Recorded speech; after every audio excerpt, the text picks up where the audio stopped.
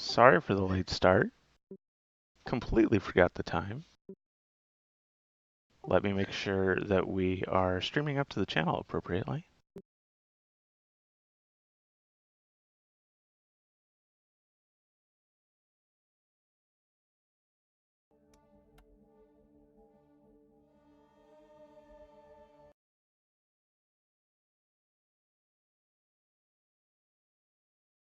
And of course, we have an ad on Twitch's page.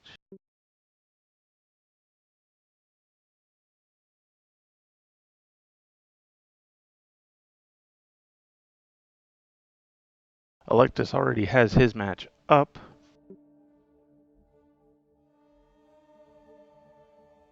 Okay, good.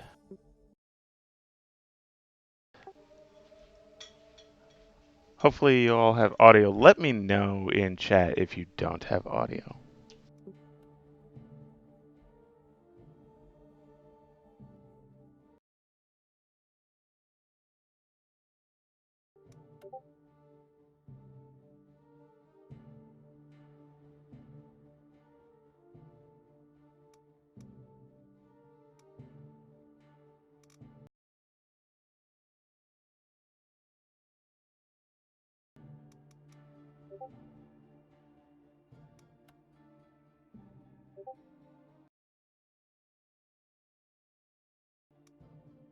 Had to do a quick screen grab there.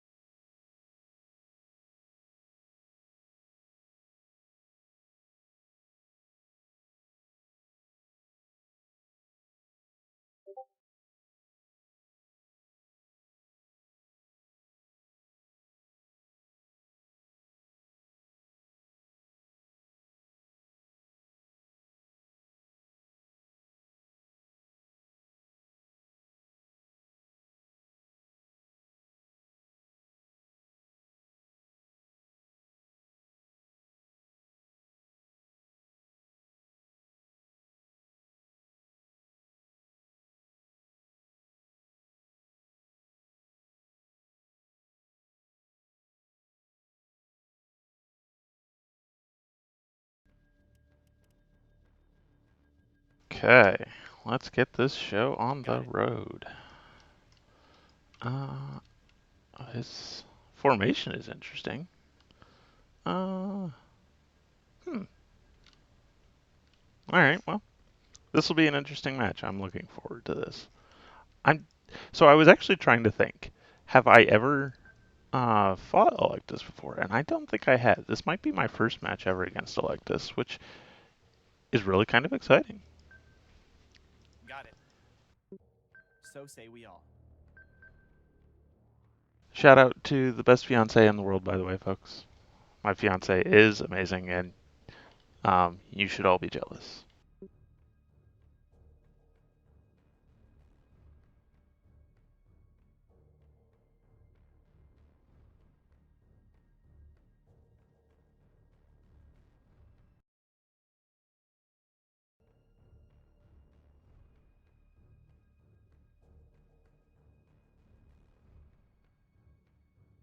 All right, so let's look at this fleet here. Since well, we've got some time. Oh, I didn't hit enter myself. You know what I do want to do though?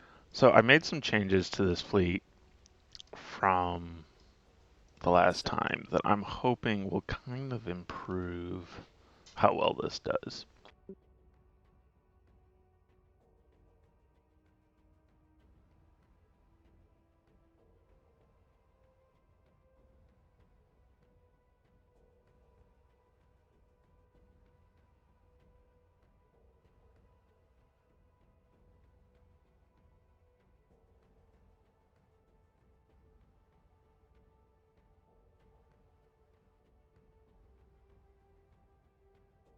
Well, he says this is his second match ever, so um, this is not going to go well for him, probably.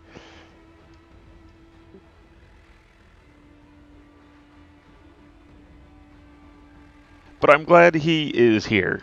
Like, this is what I want to see. Um, People in the community taking chances like this. This is what this is about. Just having fun because this game is awesome. So something I want to talk about here. I have been practicing.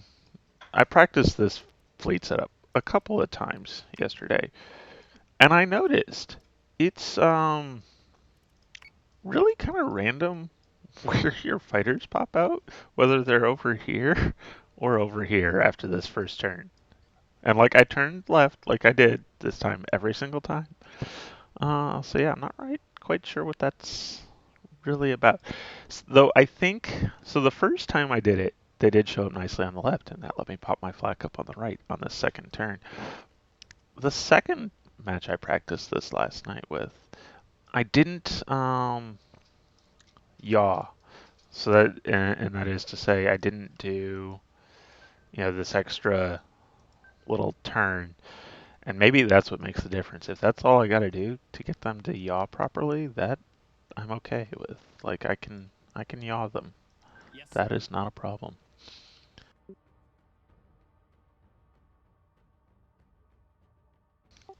Uh, so if this is his second match, he's probably not doing any Cylons. Um, and if he is, well, this will go really quick. Which means he's probably doing colonials. That makes his lead ship probably a Manticore. He didn't scramble fighters, which is interesting. Uh,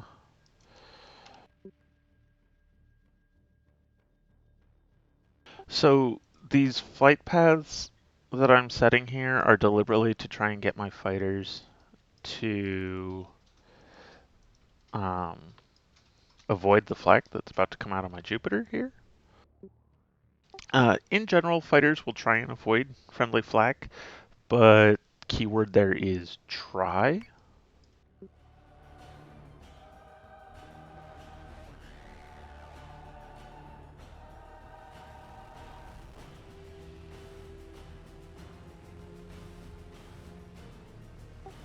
I love this musical score. We don't get to hear this piece very often. Um, it's probably actually only available because I just finally beat the campaign in my regular stream. Confirmed squadron target. Um, so let's see. He's probably a colonial fleet, which means it's really difficult for him to not have any fighters. This is almost certainly a trap for my squadrons. So, knowing that, Yes, we're gonna try and hunt down that Manticore and yes, Commander.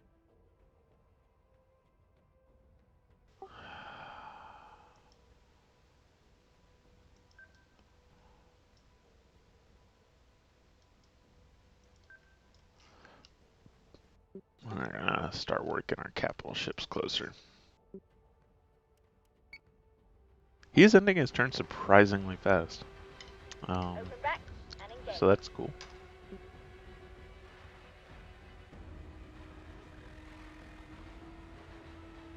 Yep, you can totally do colonials on both sides in the game for multiplayer, or even Cylons on both sides. There are no restrictions as far as who brings what. Um, oh. So I hosted my last tournament match, and so I didn't have the Tillium refinery on my left. I had it on my right, and so I didn't recognize like, are we on the right map? We are on the right map. I'm just not used to playing on this side of it.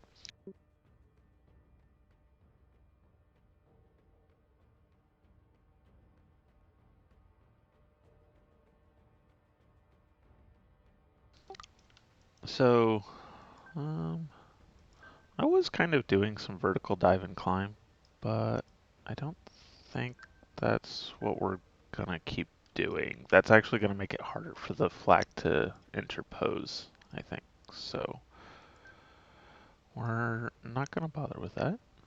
So say we all.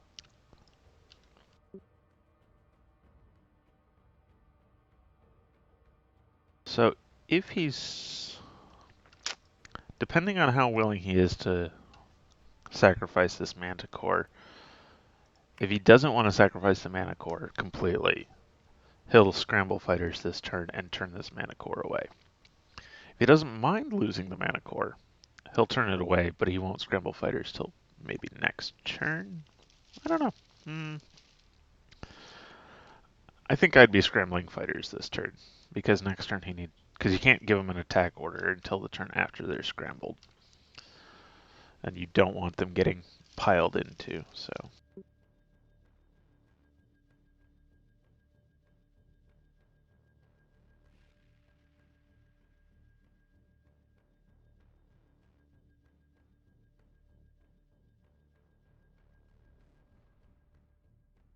Well, I've got a moment. I should do some introductions. My name is SgtZdog. I am one of the moderators on the Battlestar Galactica Deadlock Discord server. I stream regularly my matches on Twitch at my username.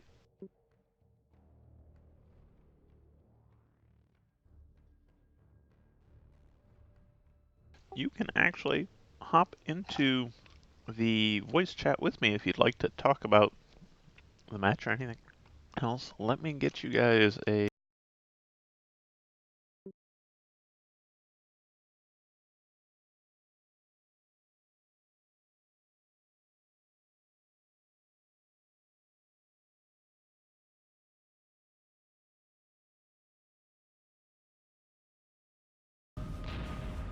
Ooh.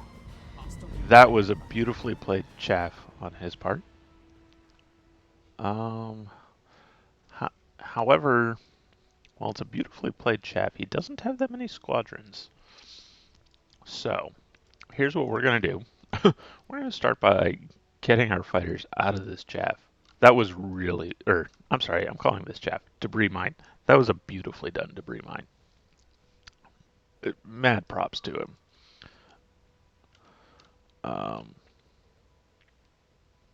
Yeah, like he did sacrifice the mana core there. But that was totally worth it. That was just totally worth it. Missile tubes prepped. Not sure how I feel about the rest of his fleet composition, but without a doubt, the best debris mine usage I've ever seen out of a new player. Lots of guns on his fleet.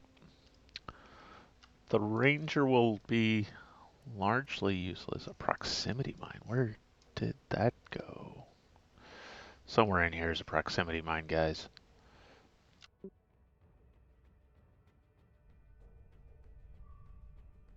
There it is.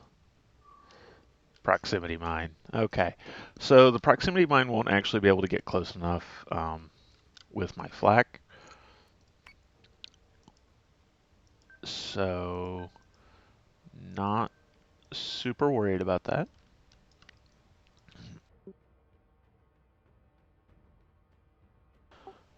Don't really need to worry about the torpedoes from the Minerva. 2 adamants, also with torpedoes. So right now, honestly, the biggest problem I have is the fact that he has done a lot of damage, really, to my fighters. Well, still having 2, 4, possibly 6 more himself. So yeah, launching, if he were to scramble fighters now, he could probably still win this fighter battle. So now what we need to do is cover.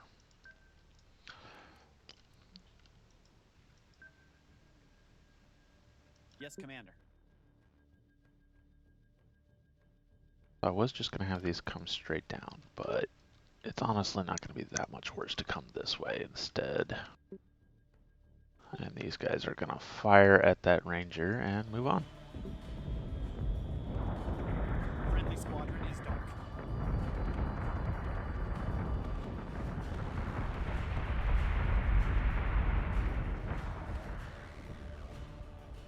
So we did launch squadrons, but he did it with the flag. I want to say the yes, the left-hand squadron here took some damage from that. This is probably another Heracles. Um, all of these guys are just going to have to go Got it. ahead and recall. I don't think we got, yeah, no missile hits. We're just going to go ahead and I'm on it, Commander. recall ours as well.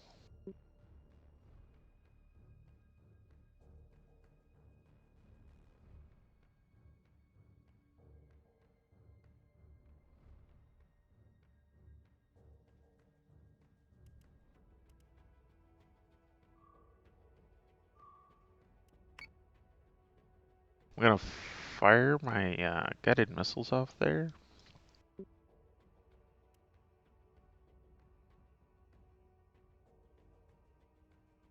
And what I'm doing with the PCMs here is I'm covering, because what I'm going to do here is I'm going to drop my flag so that the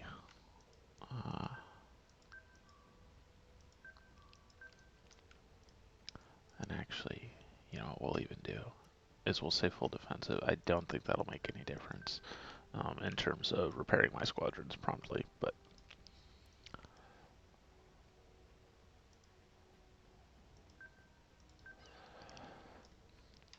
we'll see. Having the flak out of the way, though, will let the squadrons get into the Jupiter and the Atlas faster. Probably even this top adamant, and maybe even that berserk, because the flag they won't have to go around the flag. And like this squadron here, which actually has to go all the way out to that top adamant, if he even looks too aggressively at the flag, same with the two that have to get into the Jupiter.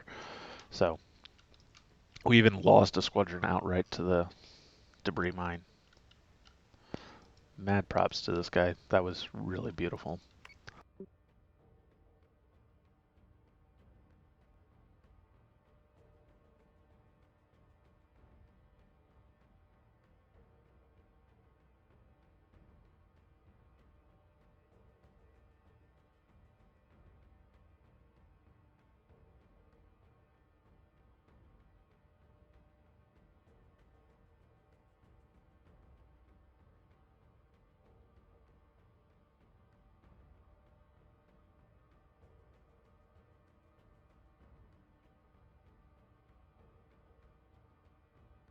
This is the tournament match between Allectus and I for the official tournament that's going on now.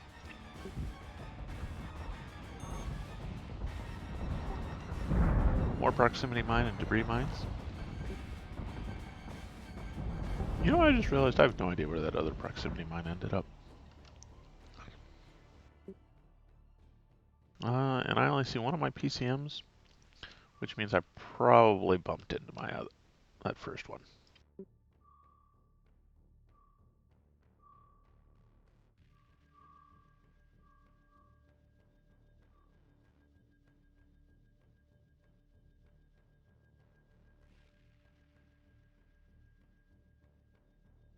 Naturally, the Viper Mark II that's at the lowest health didn't make it back. But that's fine. We did get our... All of them are close enough to back that they don't... I can bring the flag back up. I am going to actually... yeah. Since I'm going to bring the flag back up, I'm going to go ahead and keep these out for another turn. None of them are really too terribly beat up.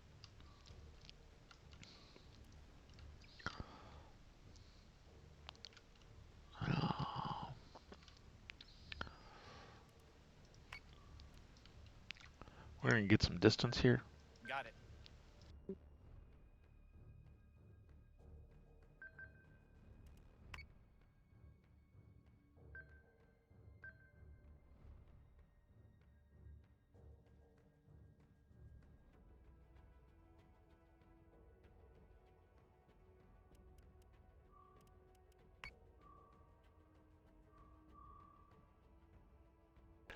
He's kind of overextending these two adamants. If I can get my 4 light ships out in front of them, cross his T, adamants of course have very no front guns and um, very little frontal armor. So that could be a good way to chop some damage in. If I can knock them out entirely, that of course means that there's no evasion for their squadrons, which could be really important here.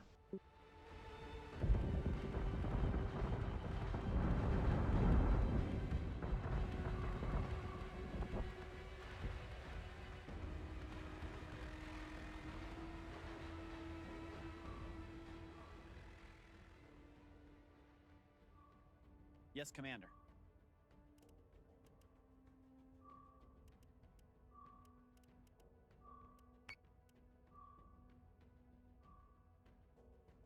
Alright, so I have my ARPs are well clear of the flag. They'll be able to land safely now. I'll go ahead and pull him back because he's not attacking with his fighters. I don't need to sacrifice my ARPs to hold his stuff back.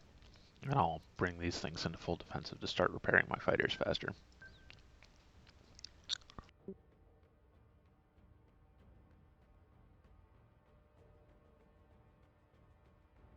These guys, I think we're still pretty decently out of range.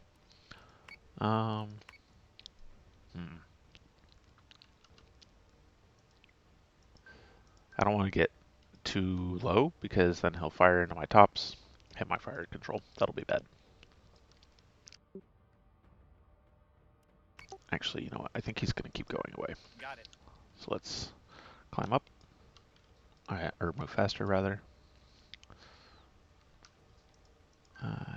Yep, I want to turn.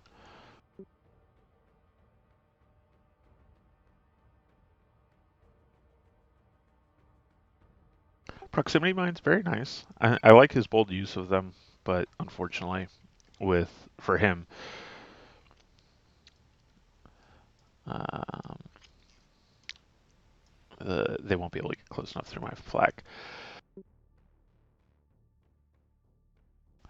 Glad you're liking this game, Halo. This is a really good game, and I think everybody should honestly get it. It's really awesome. The story is great. Anthony did a great job with the story. Paul and all the other developers did. Ooh, go baby go! Yes. Got just enough vertical climb that those all miss. Oh, look at that. It's beautiful. Alright. And he has cleanly separated these two adamants off. That's not going to pan out for him.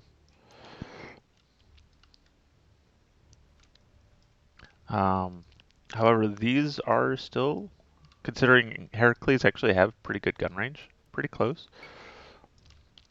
So I'm going to keep chasing here. Let's not fly into the rock. That would be bad. Uh,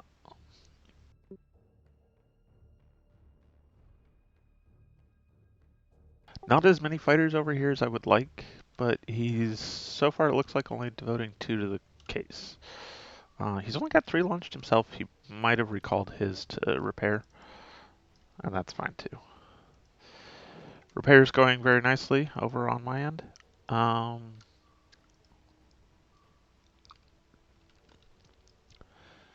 He has a debris mine to launch this turn, but he did fire the proximity mine,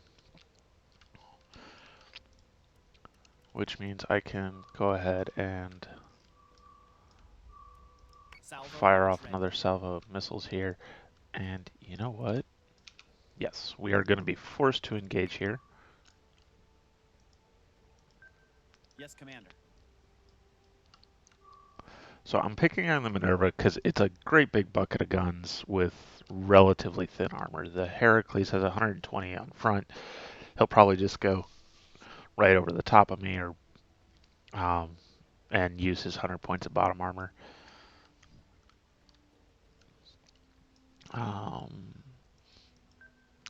I don't necessarily want to make that easier for him, so I'm going to go ahead and climb. It's not like I'm going to be able to get under the Minerva. And actually, you know what? Here's what we're gonna do. We're just gonna go ahead and say, hey, you guys, So say we all. go ahead and start slagging on things that get in range. I'm gonna let him go ahead and push out with his adamants, and I'll close the trap on the stuff he's got.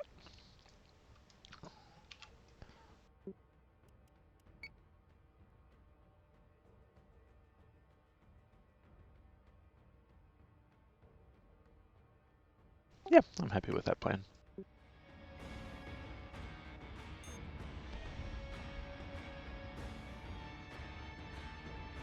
Zen, didn't mean to ignore you there with the about the command modern operations. I just honestly I don't know. That is not a part of the discussion that I am involved in. Um, well, you know, I kind of would rather have killed the Minerva, but getting rid of the Ranger is okay with me too. Speaking of, that's a debris mine. Let's see if we can't go ahead and disarm that before it goes off, because that would be really unfortunate not being able to launch our fighters.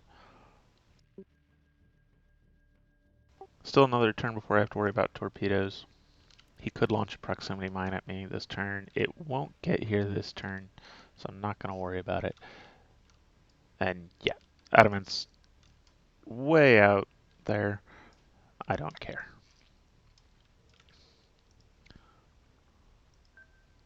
Yes, sir. I actually want to stay pretty on plane with him, with this Heracles, because Heracles have great front, top, and bottom armor, but their side armor is pretty thin. I mean, it's only as thick as what you get with an adamant. Adamant's significantly cheaper. Will there be any more DLC for this game? Yes. They are still developing content. We're currently only in the first DLC of Season 2, so there is more to come. Yes, and yeah, there probably will be, as Ammonline says, there probably will be more Command Modern operations next week. Um, you know what I think we're going to do too is I'm going to go ahead and launch Launching Raptors. our ARPs here. It's tempting to launch these Vipers. They're at 7 out of 8, but honestly, 7 out of 8 can still leave you relatively low hit points. You know, each individual fighter is still pretty fragile, so I'm going to go ahead and hold them back another turn. Target 3-4 by 6-2. Solution updated. Target action. Jupiter is taking damage. He's definitely got some serious guns going there, folks. So I didn't disarm his proximity mine here with the PCM because PCMs won't unfortunately disarm mines that have already been armed or maybe started arming. I don't know. But we did get the debris mine, which means I am clear to launch my squadrons if need be. I think I can probably just ignore this proximity mine. It looks like he is going to try and use this fighter to ID my squadrons here. How did... This is just barely staying out of range. We're going to go ahead and break these guys off. Hangar got scrubbed here. Yes, sir.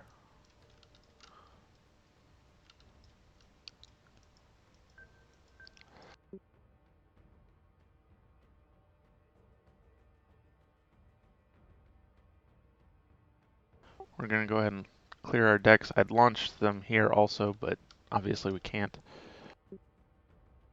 He'll have torpedoes coming up this turn.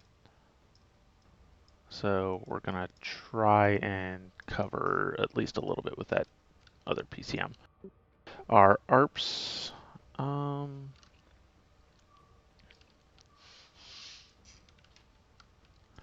out of range. Let's go ahead and have them defend the Jupiter as well.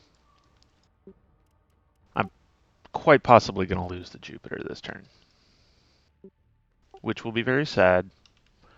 But I don't think that means the end of the game for me. Jupiter is taking damage. It's a hell of a storm, sir.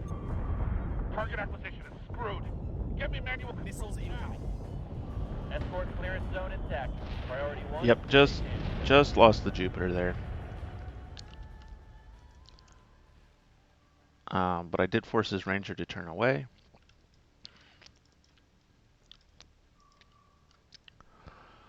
So that is kind of a bummer in terms of fighter capacity lost, because I did lose my 2 fighters there. He's doing an excellent job, really showing using his gun fleet to rush the carrier fleet. That's pretty much exactly what he should be doing. Which means what I should be doing is using my mobile element to really be that carrier fleet. We're going to throw these guys into full defensive. I really need the 3 fighters I have still sitting over here to get repaired up. His fighters are mostly out of position, so ARPs are going to start moving down into a strike. And I'm going to send my fighters off to harangue his fighters. The ones I have out. Because I have 4 fighters out now. He appears to only have 4 total. And mine are going to have better evasion. So I'm pretty okay with that. In fact, actually, let's even just go ahead and, rather than throwing these guys full defensive, let's go ahead and just launch what we got. Got it.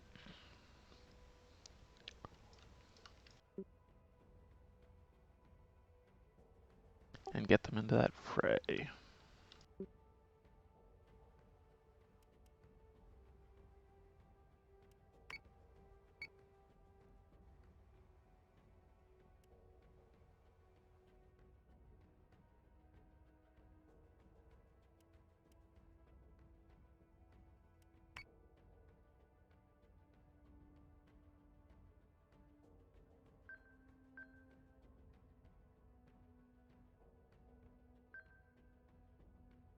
I'm on it, Commander.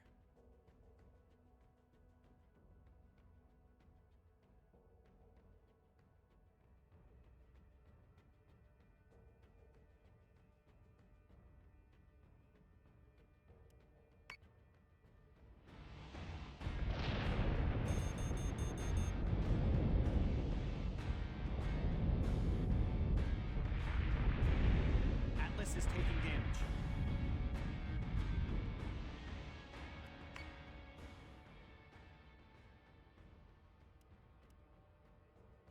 Yep, we have successfully identified this is indeed.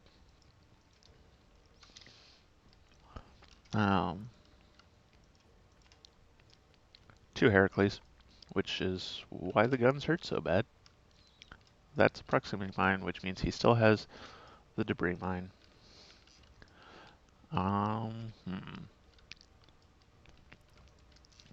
So until he launches that debris mine, I know where it's going to be. Gotta move kind of unpredictably here.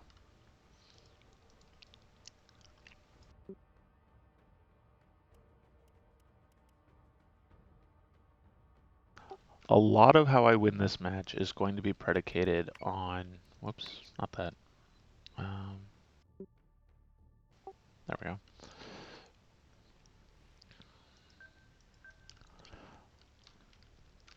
A lot of this, how I win this match, is gonna be done on running away with these guys. So that's what we're gonna do.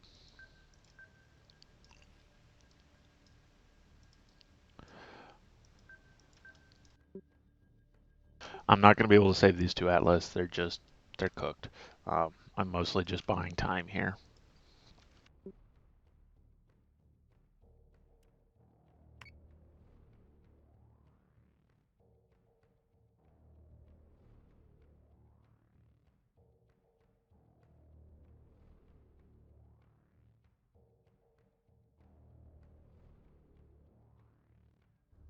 And yeah, Halo, we won't get a Mercury. We got the uh, this Minerva actually as a predecessor of the Mercury. We won't see the Mercury in this game.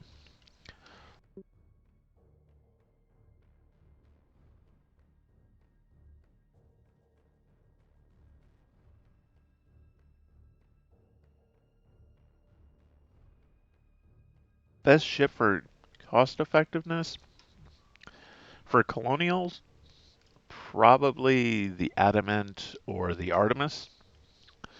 Um, that's a little circumstantial depending on whether or not you need some flak and how heavy the ship is that you're facing. So, like if you're facing a base star, then you probably would like um, the Artemis for the flak while your fighters are out and the higher damage of the guns. Whereas if you're Atlas is taking damage. facing something Alpha else a ready. little lighter might be nice. Friendly unit down.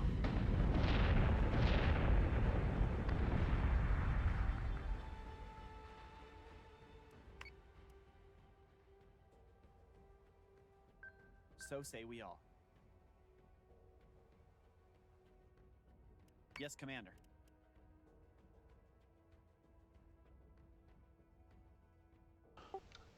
And there's that debris mine that we were trying to avoid. Good.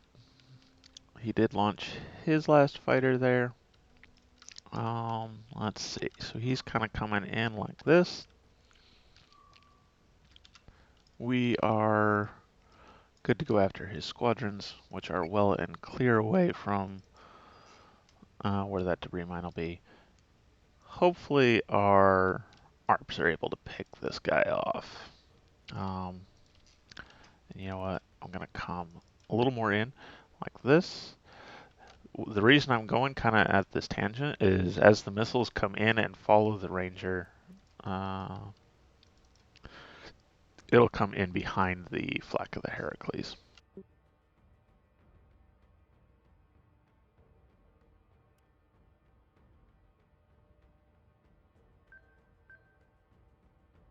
Running up against the map edge here, uh,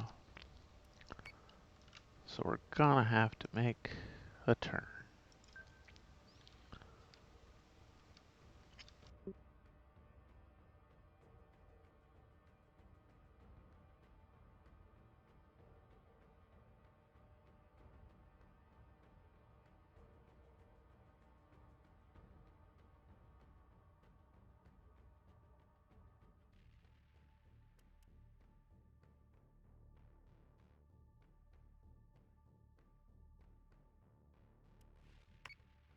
I don't know if Allectus was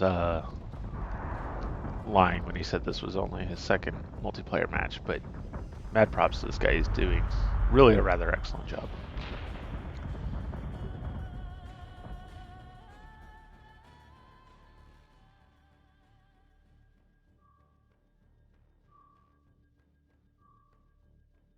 Going after my ARPs, I don't think I would have bothered, but you know, I won't stop him.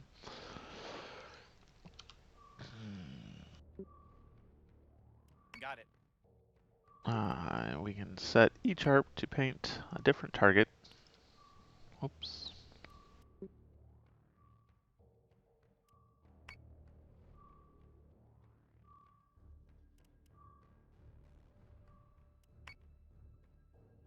I probably won't have them next turn, which is okay.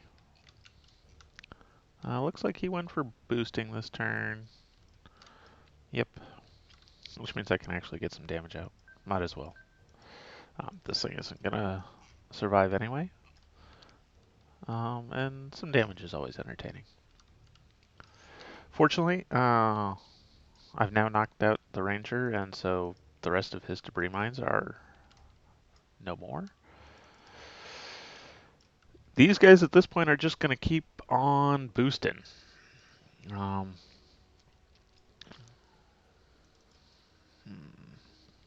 yeah, that's where we're at. I will probably recover these three fighters as soon as I'm done wiping out his or whatever's left of those three fighters, just because they're going to be the way I win this match.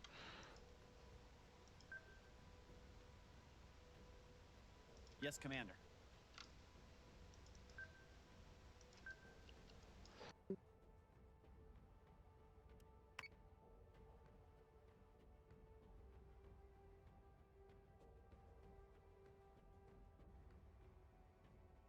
The first of his ships that I'll need to wipe out is these two Adamants. They're the only ones that really have a good chance at catching up to my two Adamants and two Berserks. His three big ships here are pretty fast, but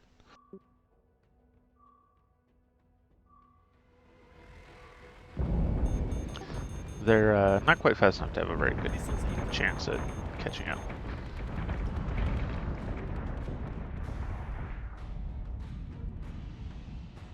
My fighter's trying to go. He's really doing a good job here using that flag. Gonna end up walking into it a little bit, which, you know, is annoying.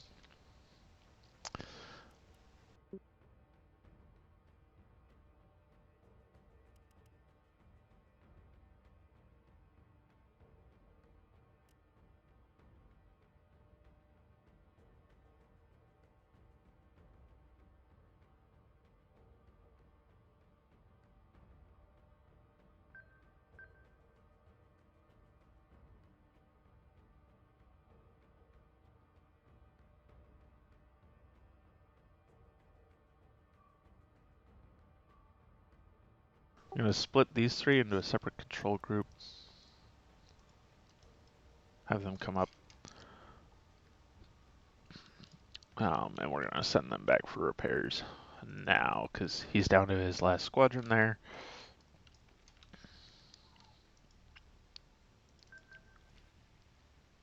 Gotta avoid the big rock. Big rocks are scary.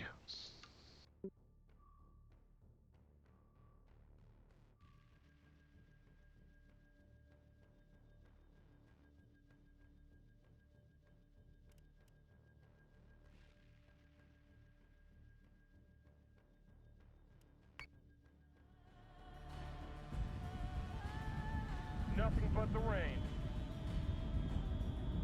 What is the best ship for the toasters?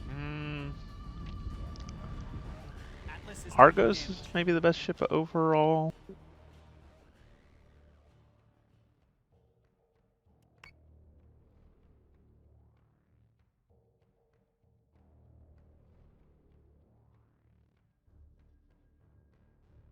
You know, honestly, if he wants to engage my Atlas with his two lightweight Adamants, I'm gonna let him. Got it. I'd much rather pick on two Adamants than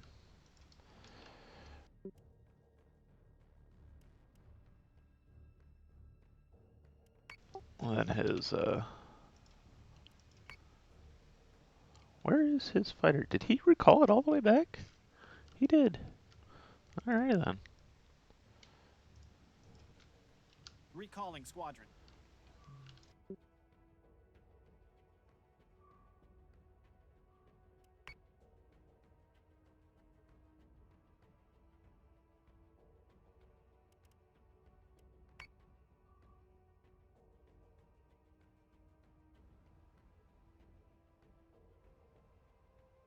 And actually, you know what? This one's still in pretty good shape. We're gonna have it.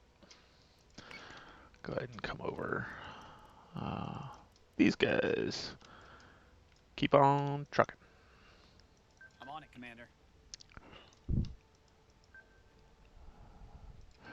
He doesn't have guided missiles to catch up, which is nice.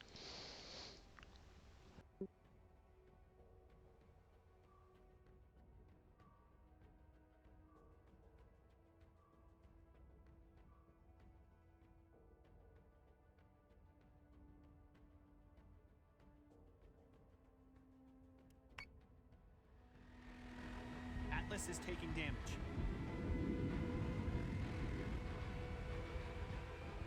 Keep your target locked. Watch for clear.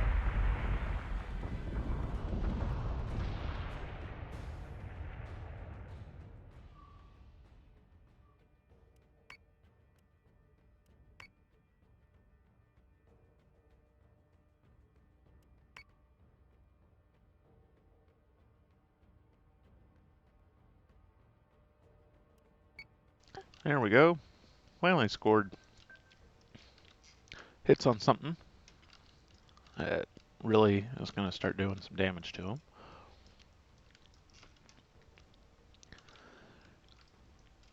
And these guys are going to keep playing Ring Around the Rosie. Pockets full of posy. Ashes, ashes, we all fall down. There we go.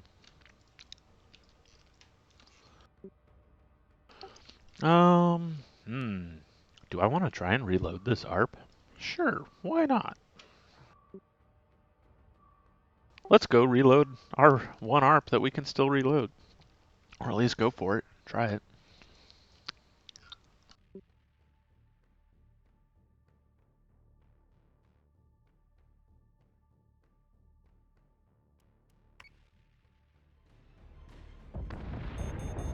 Atlas is taking damage.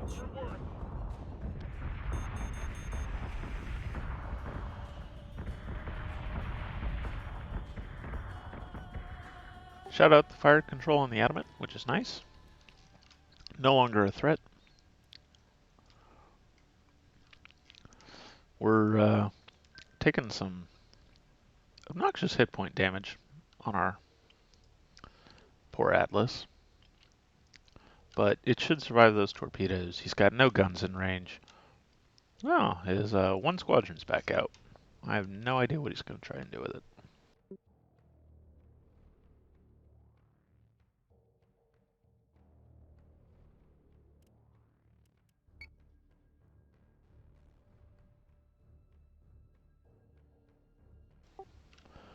But that Adamant is done for.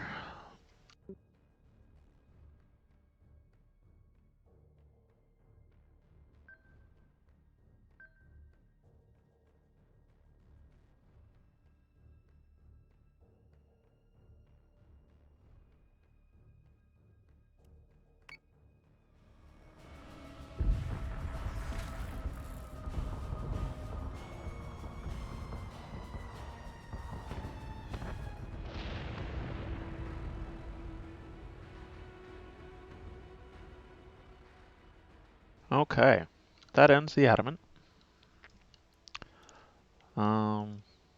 Remaining squadrons, go up that way. These guys, they're going to defend the Atlas.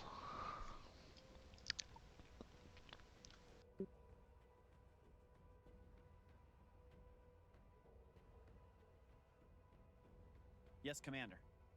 And actually, you know what? We're going to,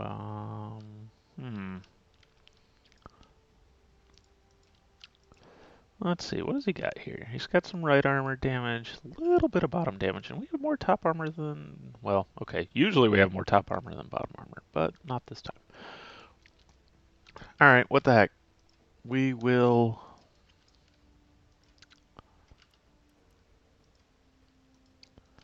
see if we can't grab ourselves a Heracles. If I can kill a Heracles with some fighters and a Atlas that's half dead, I'm going to be really happy. Just for how entertaining that would be.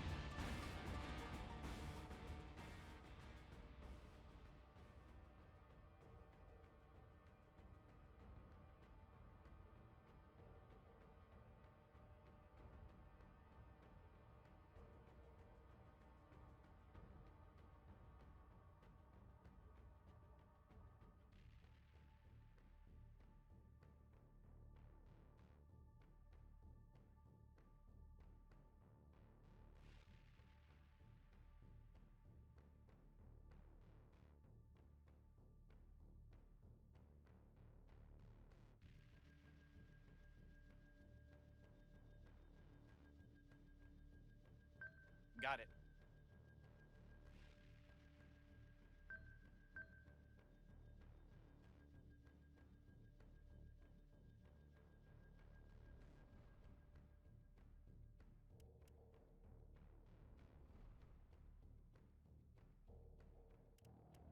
Really want to try and make sure we stay well up, clear, and above this flak.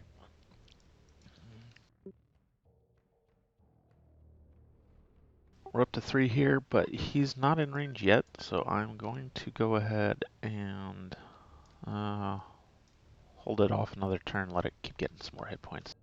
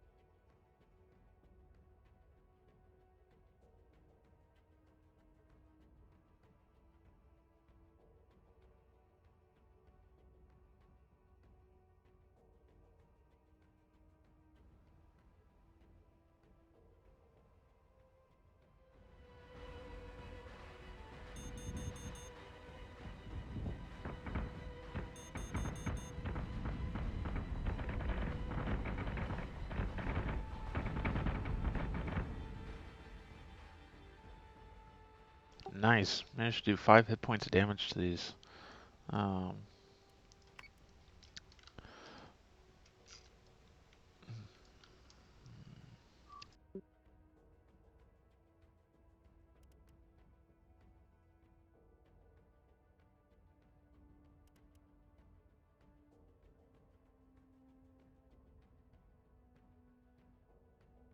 Gonna make sure this guy doesn't go right through their flak.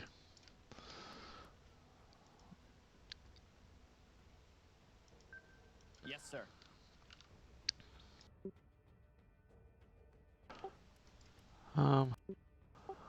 Those torpedoes probably won't hit, but it's not like I have a lot else to do with this PCM, so we're gonna use it.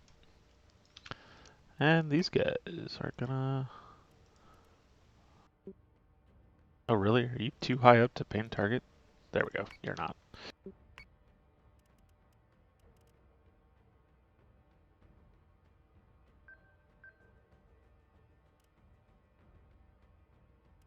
There we go. Time to launch that squadron. Let's do the gunplay.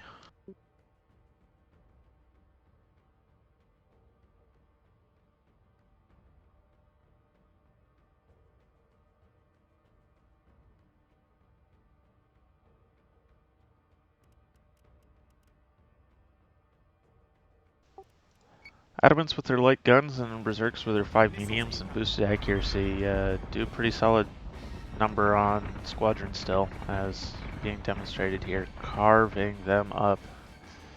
There we go.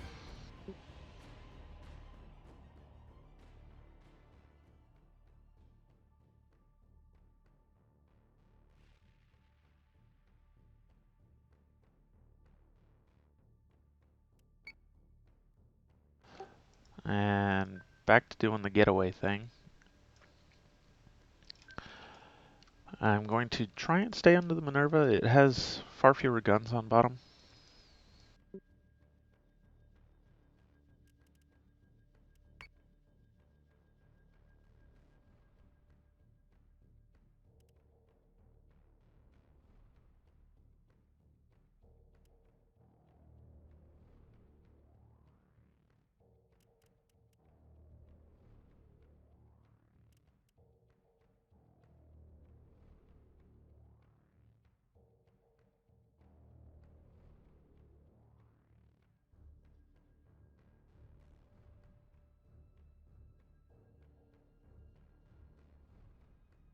And Got it. I just realized I wanted to use my right armor instead.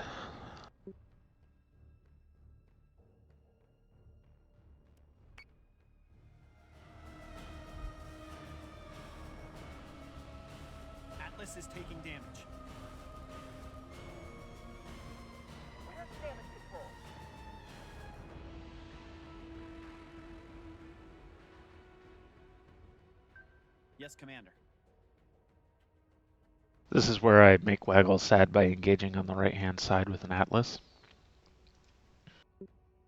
Missile tubes prepped.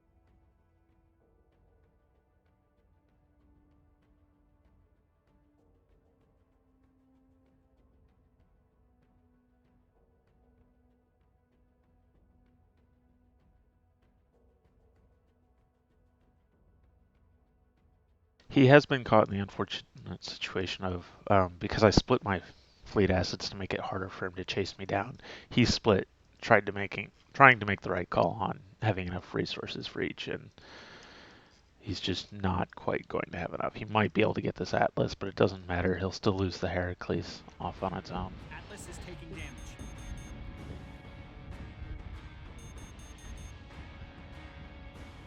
Oh my lord, those ARP missiles just going everywhere.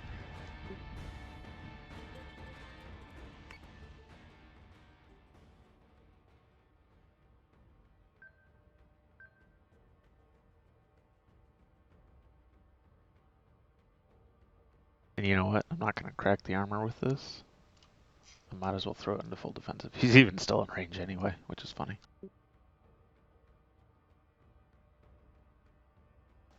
Again, might as well. Right? Especially with this one's vertical distance, he's actually got decent odds of hitting me here.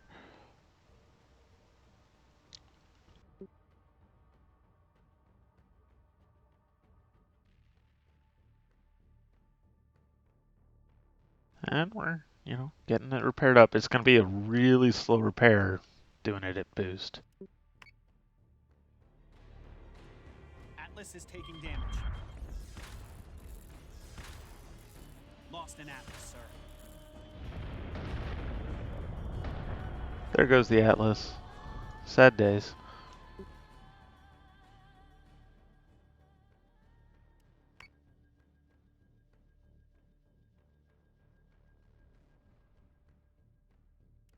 But we are finally starting to eat through his fire control on this, which will be nice. Unfortunately, I think the armory is in the front, which I'm not going to try and chew through.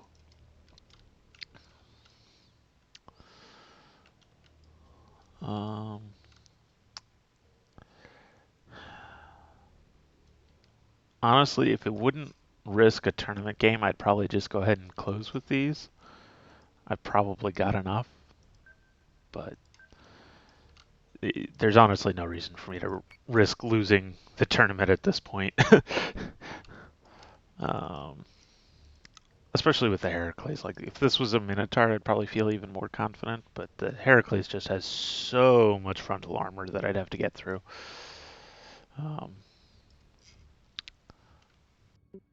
It's really, there's nothing I stand to gain by just closing this and finishing the game out.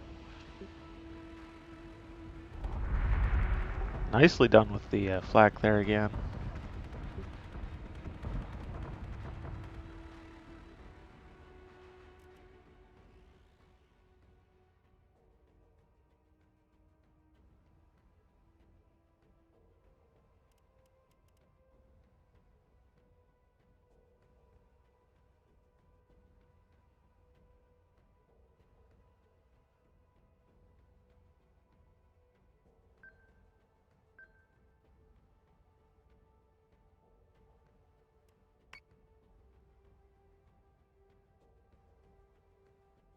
Vipers will continue just picking away at this.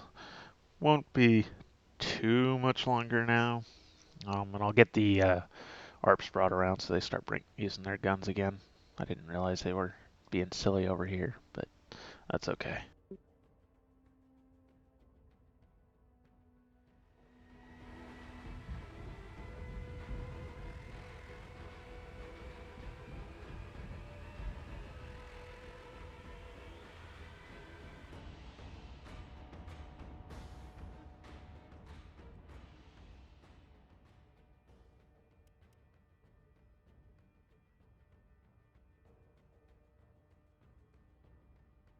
His fire control is silenced. Probably 2-3 more turns. We'll have that knocked out.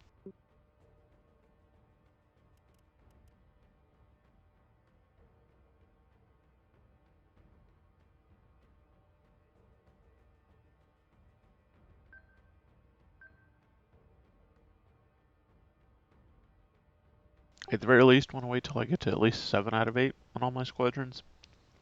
I may even wait till I get to 8 out of 8.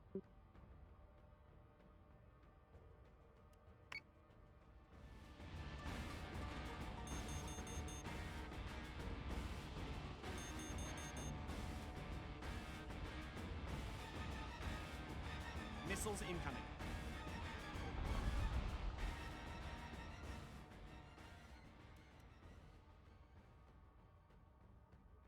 Deploying countermeasures.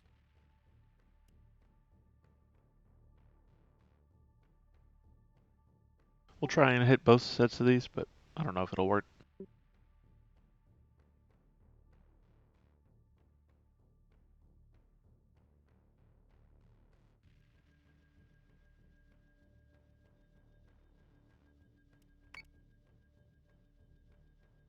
I'm also going to go ahead and throw myself full defensive here, so I can get a little more dive going. Fortunately, he's hitting the side mostly, not much of the rear. If he hit the rear and knocked out the navigation, that would be quite disastrous. Oh, haha, I know what's going on. Doop.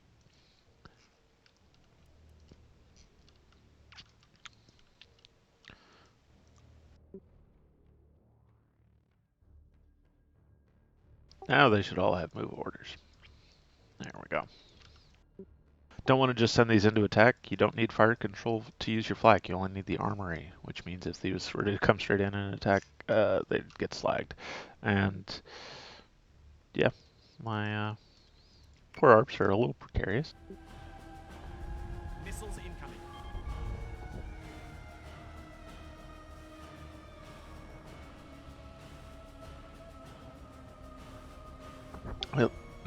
Bumped our own PCM there, but it looks like that first one actually slagged like all of those torpedoes that he sent at me, which is nice.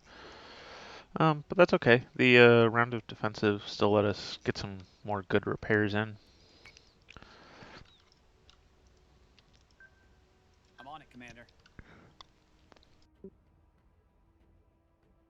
I do want to stay below his Minerva, but I don't need to. But I don't want to be any further below than I have to.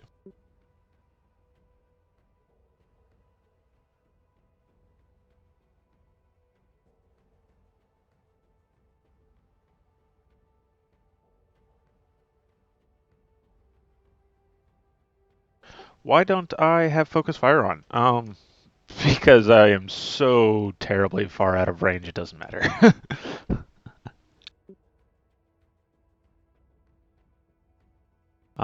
Once, if I'm forced to, mm, if I'm forced to engage, then I'll use the focus fire on whichever ship I need to set. But right now, there's just no point.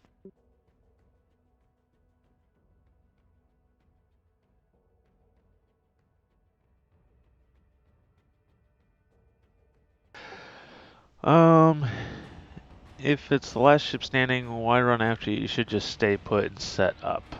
Um, two reasons for chasing. One, you do kind of want the match to end.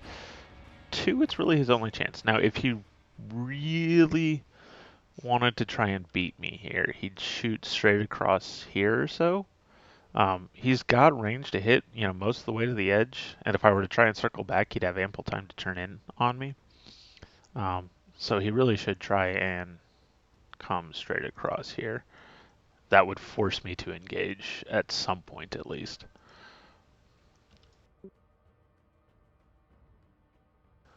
Let's see. Well, I don't have any. Let's see, 7, 7, and 7.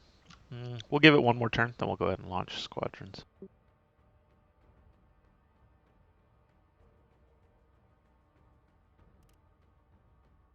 We did finally clear this out. I'm going to go ahead and make these guys part of Group 1 also now. And I'm just gonna tell them to attack. It'll take them a while to get that far, even as fast as fighters are.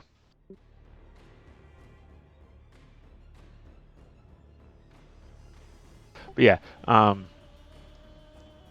it, there's no reason for him to just post up. He's not going to be able to beat my squadrons. It would just be him waiting to die.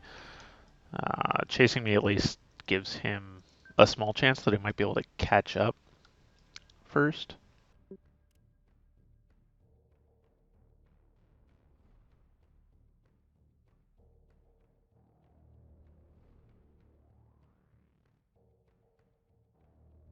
Alright, so yeah, we'll go ahead and launch squadrons now.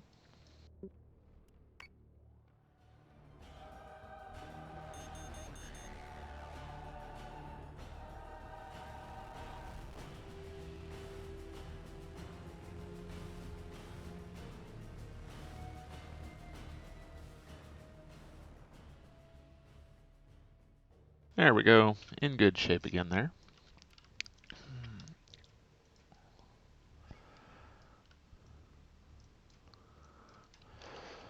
And we will continue boosting around.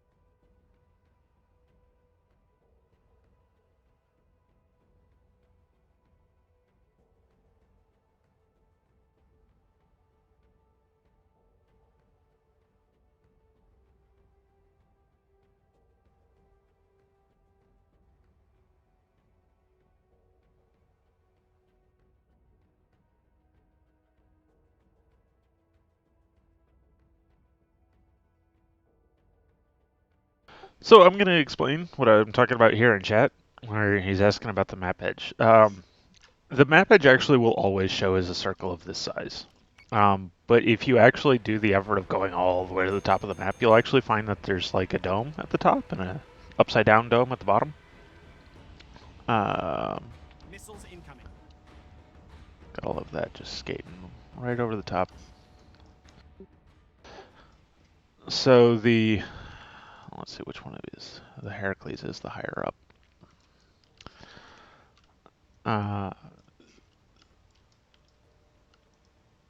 You'll find that if you get too low, the map edge is not actually here. It starts tapering in.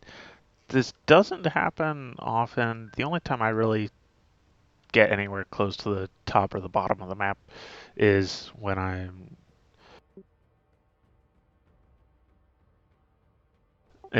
you're chasing Argos and the Argos just keeps climbing, climbing, climbing.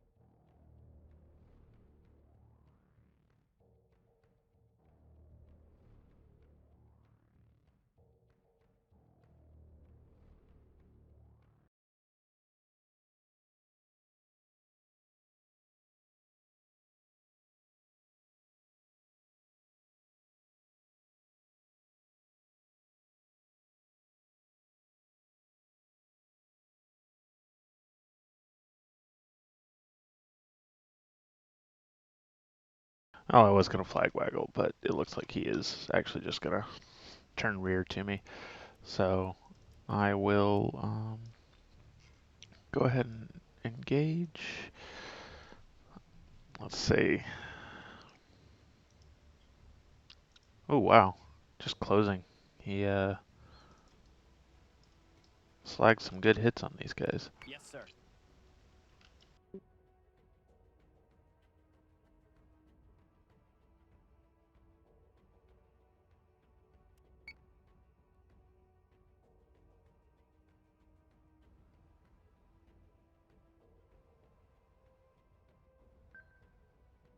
I'm on it, Commander.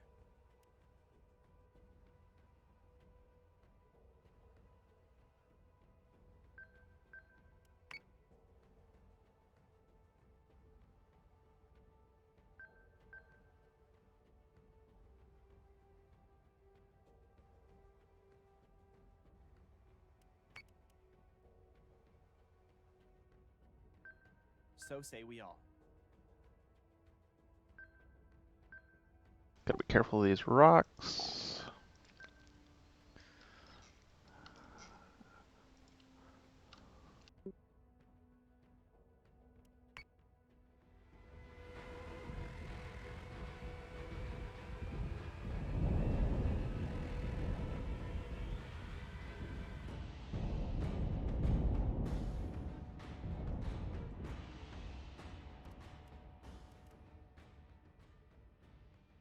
All the rocks.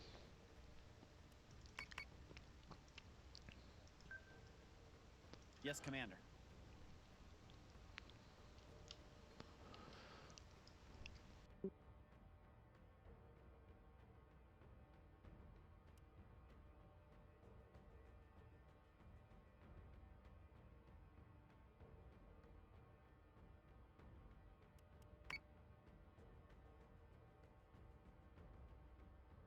This is an important lesson in have a mobile element to your fleet, even just so you can catch up to the nimble stuff.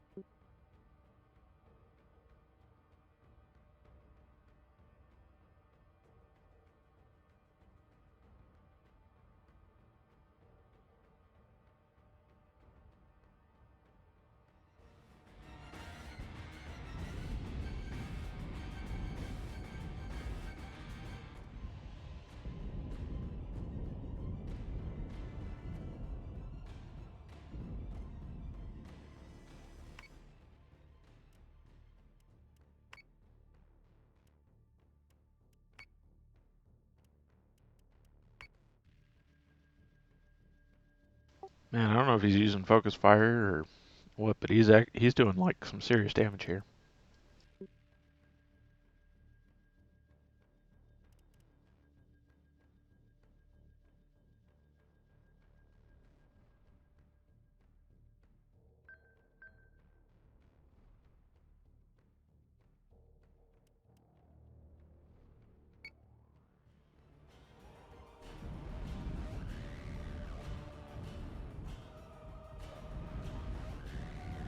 He may not be using focus fire. He has a lot of PDCs, so.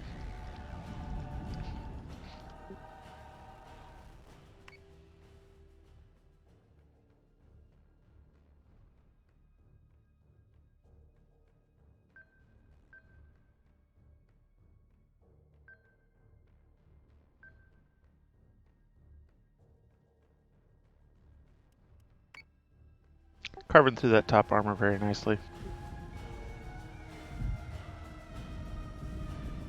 It is annoying that the battle has to end this way, but I very much understand. I have similar issues when it comes to uh, chasing Argoses. You know, it's like, oof, I would like to do that, but, you know. So say we all.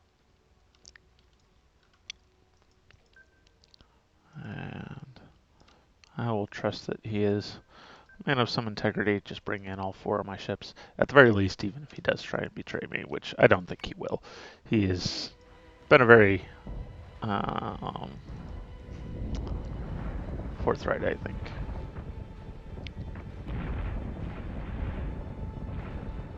Though I think he was underestimating just how much my combat power was in the squadrons.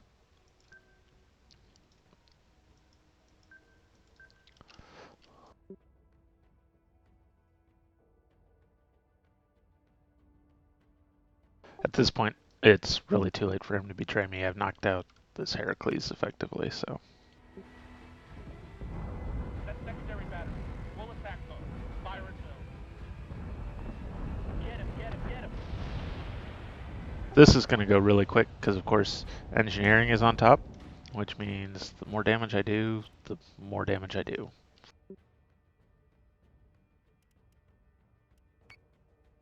Confirmed squadron target.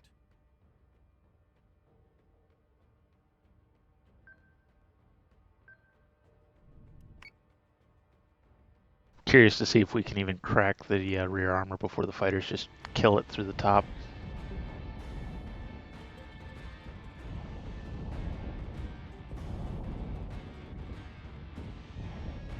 Oh yeah, we're definitely going to crack the rear armor, but...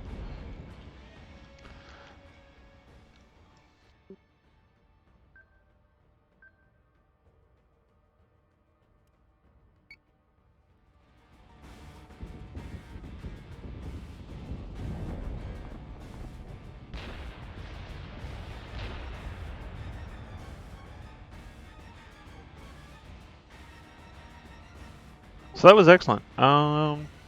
Do people want to see the replay? That went kind of long. Oh yeah, I should get my screenshot too here.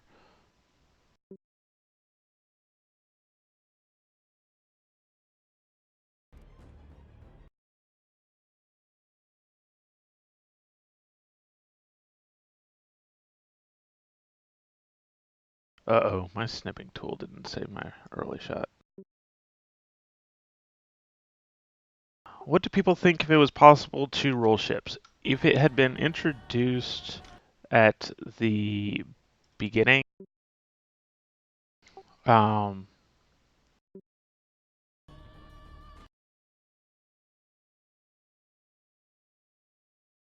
I think people would be all over that.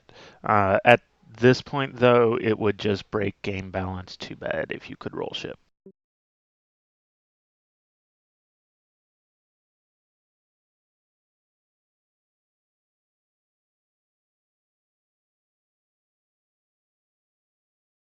Like the Black Labs put forth the effort to model the much smaller fighters. Yes, they do look awesome.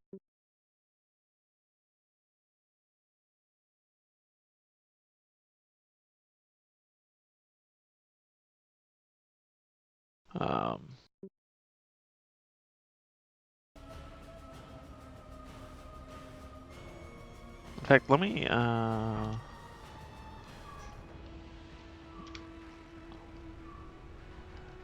I want to just kind of see if we can get a good... Oop, that squadron's not out yet. Now let's let these squadrons finish deploying, then we'll zoom in on one, because these models do look amazing.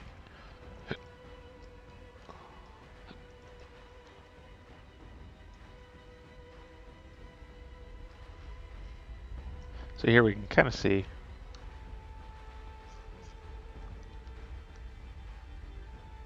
just the detail that's in these models. It's difficult just because of the way the camera works.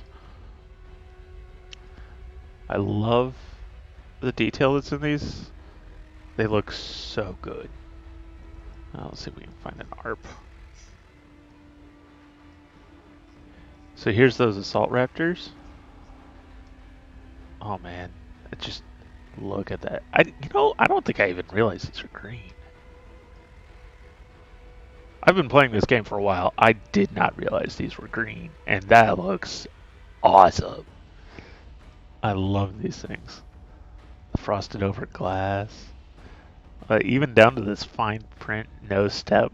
Oh, that's beautiful.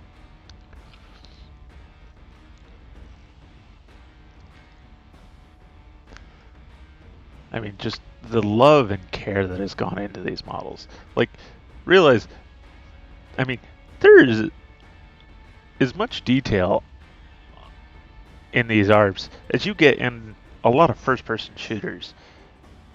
And this is the scale that they put that level of detail on. Now, I'm not going to say that it's like that for everything. There's way more attention to detail put into these ships and these fighters than there is, say, random asteroid here. Though, I mean, honestly, even this looks pretty good. And if we kind of snap forward a few turns here to the debris mine, I apologize, the stream may get a little stuttery here. The debris mine, while it looks really good, they do some really nice hacks. You can kind of see it's actually all just the same graphic again and again on different spins. And the graphic is always facing the camera. But I mean, when you get to a cloud of it, it looks really good. The flak is actually the same animation, scaled up or down depending on how big the field needs to be for that given ship. And it even plays in sync, but it looks really good. So, and I can say this, like if we look here, we got 1, 2, 3, and 4. And actually these may be slightly out of sync because I'll bet one of these is in defensive or neutral posture and one of them's in a more offensive posture. So they may actually be out of sync. But if you get like a whole bunch of squadron capitals, all at the same step, I've got in my regular stream.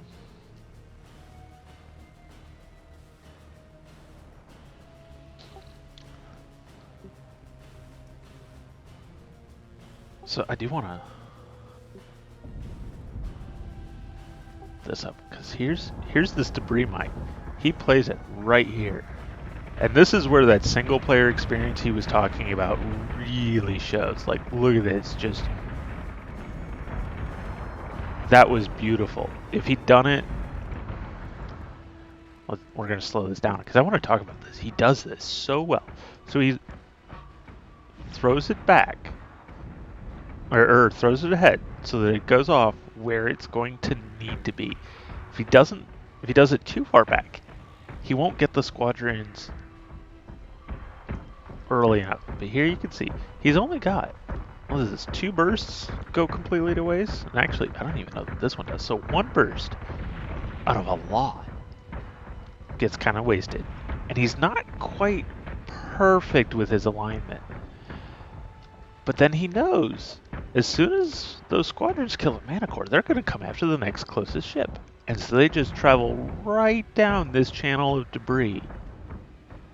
And it shredded my squadrons. The flak is a nice touch. But he honestly shouldn't have bothered.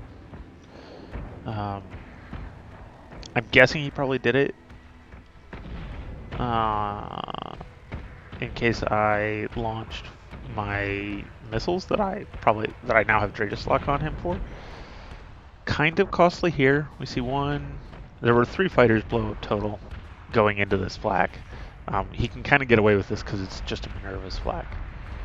And you can see the flak field from this guy really paying off, covering this Ranger from all those missiles I had coming in from the ARPs. Really slick play there. Just how well he did on this turn was amazing.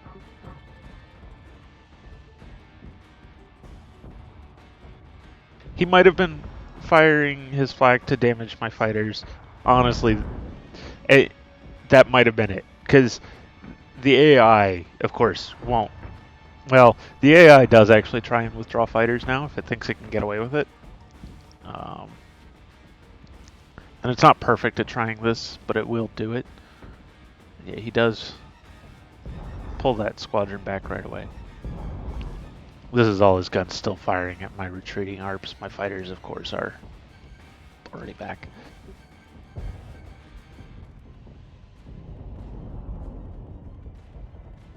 Excellent play using his fighters to still defend those. That's why I fired the missiles, though, was to force him to have at least 1 squadron hang back. I think some of these missiles, these torps actually hit. Oh no, wasn't these. If you ever do a stack like this yourself, oh, he did actually get one hit in there. If you ever do a stack like this yourself with the Adamants and the Berserks, make sure you leave enough space between them that your torpedoes, or the enemy torpedoes will go in between. Solution updated. Target acquisition maintained. So here's where he catches up to me. I try and pick off this Ranger, but I can't quite do it in time. And he gets this Jupiter just a little before I can get it turned in. Well, not even a little, a lot before I can get it turned around enough. And here I was trying to, he was coming this way. I was going to try and go that way. And it didn't work. And so this Atlas, I just sacrificed flat out. And I pull this one away. He did a really good job, except for letting these split off. He's let his fleet get split up a little too much. And that's a very dangerous thing to do. So here I pick off all three of these squadrons. He does an excellent job turning his flag. But I pick his squadrons off just a little too much. He should have pulled them back a little further and forced those squadrons to go into the flag there.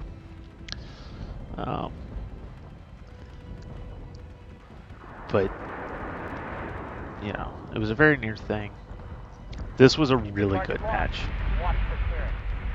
I said in the chat when he told me this was his second multiplayer match ever, I'm sorry for the slaughter that is to come. And while I did beat him, this was not nearly the slaughter that usually happens when you go against a new player. He did an amazing job. I'm kind of sad. I would have been interested to see some of his other matches against the other tournament players. But it is not to be. Would anybody else like to do a match against me? Or if not, what I might do is throw up some other recordings of matches that have been from the tournament. So call out, would anybody else like to do a match before I go on to show off other tournament matches?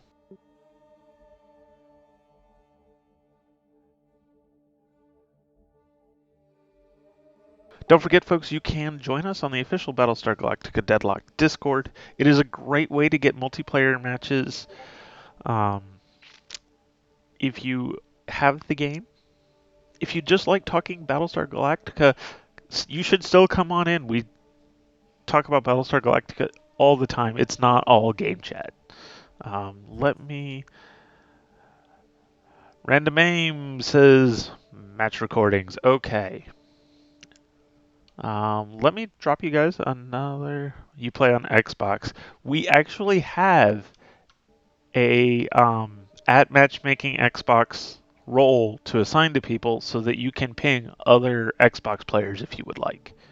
And we also have PlayStation and we might have Wii.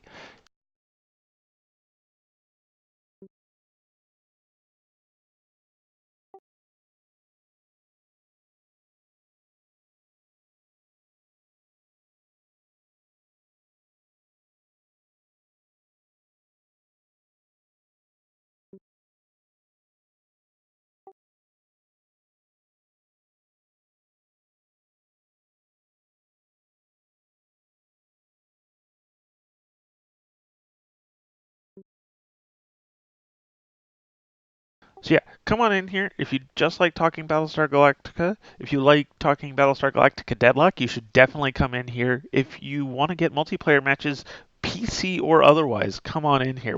You are not going to be the only non-PC player. We have a few non-PC players in there. You should still come on in. If nothing else, you can just talk about the game, which is awesome. And you'll see pings for when I'm streaming. If you guys would like to see my stream other times than now, I will drop a link for that real quick here.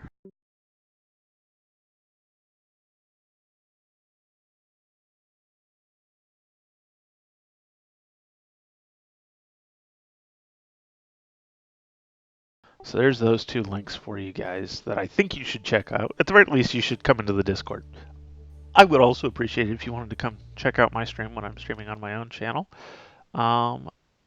Let's find you guys some other matches.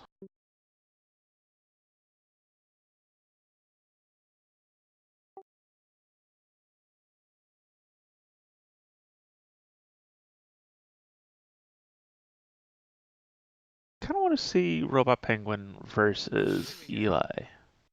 Okay. So let's. And I have seen almost none of these matches. So we'll see how many we get through here. Let me.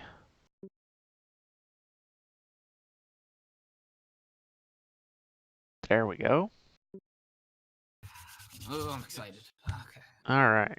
And let's kind of crank this forward a bit. Pick your fleets. Cool. Sounds good. Let's just. He's got a whole bunch of fleets in here. That's nice. I like how there's just 1, 2, 3, 4, 5, 6, 7, 8. That's very nice. And looks like we're watching from Penguin's perspective here. So this is an Arachne, 2 Revenants, 2 Serbs, and 2 Base Stars. There we go. There we go. Yeah. Gives him a lot of fighters. Trying to micro my fleet positions, and I just gave up. I should have done. I was trying to do that before I decided to stream to pick the other, but it isn't fun to play. We're gonna kind of jump forward here to, and you know what else I'm gonna do? Because I know kind of watching through the turns can be kind of slow. We're just gonna go ahead and crank it up to double speed. The sound will get a little funny. All right, let's see how this goes. So he's spun his base stars there. You want to do that to kind of make sure you get full use of all the armor facings. Base stars spin really well, like they should. So here you can see he spins them way around. Let me actually. Whoop. We're gonna back up just a little bit here. Where was that? By your command. So you can see the arc is huge for how much spin you can get left or right. It's almost a full 180 degrees. And you do this because you only have 60 points of armor. But if you get, if the enemy spends his entire turn spreading that damage across that entire spin, he can easily end up spreading his damage out across 2 or 3 armor facings on any given turn. This makes a huge difference. So you always want to spin your base stars. It really lets them get full use out of all their armor. We're going to kind of jump forward a little bit here into the match. Oh, that's a lot of fighters. Oh no. And that's not a lot of fighters for you. No. So, we're watching from Robot Penguin's perspective. Eli Rocks has, it looked like just 6 fighters there. Might be a problem. Yeah, just 6 fighters. We'll be okay. By contrast, Robot Penguin has 3 from each base star, 4 from each Serb. So that's, 8 and 6 is 14 plus the Arachne. That's 14. But of course, 4 of Robot Penguin's fighters are probably war drivers. Oh no, he's got Vespids. Oh, Vespids are interesting. So Vespids, of course, are capital ship attack. Not really, I guess. Turn their sound a little lower. Yeah, it's still packing a lot of fire. Because we can't really understand what they're saying at double speed. I guess so, but it's highly unlikely considering how many. I don't approve of the advancing with the base stars and the Serbs. They don't really add a lot to the combat. Base stars have 2 heavy guns top and bottom each. Serbs have 3 heavy guns top and bottom each. But at least like when you're doing it with the Atlas, Colonial heavy guns do 3 points of damage. Cylon heavy guns only do 2. So, you're not talking a lot of damage bringing those into play. And in the meantime, all you're doing is you're risking your carrier base. Though I guess it does let him rearm those Vespids quicker. So he's got, it looks like, he had the one Vespid I saw. I assume the other one also has a Vespid. Yes. So he's got 2 Vespids and 2 war drivers Does he have? Yeah, he has 2 Vespids, 2 War Drivers. I probably would have just gone with 4 War Drivers. But 2 Vespids is still a lot of damage. You can definitely knock out some of the lighter ships. So if the enemy had a scout element, 2 Vespids can handily knock that out. If they can get all their bombs to hit, which they're pretty good at. So 2 Vespids, not a terrible decision. I think a Vespid does something like 80 points of damage. So, you get 2 of them, that's 160 points of damage. That's a nuke's worth of damage. Um, it's a lot of Alpha Strike. That would be very concerning for you, wouldn't It looks like Eli Rux might have launched some more fighters just now. Sure, let's just go over here. We just fly this way, I think. We'll just fly that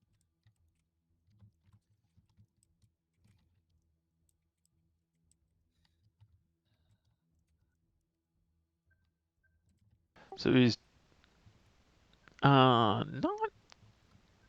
keeping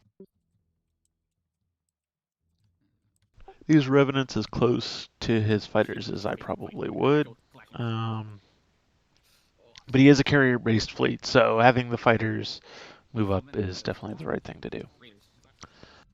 2 Heracles, a Jupiter 2, and 2 Atlas. That's an interesting fleet. I don't think I would have brought it to the tournament. That only gives him 6 fighters. I don't know if he has a debris mine on. He does have a debris mine on the Jupiter 2.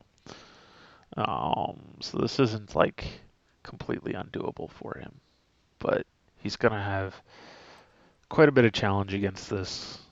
Well, I don't know. So I don't know who wins. I didn't look, guys. I'm curious to see who will win, though.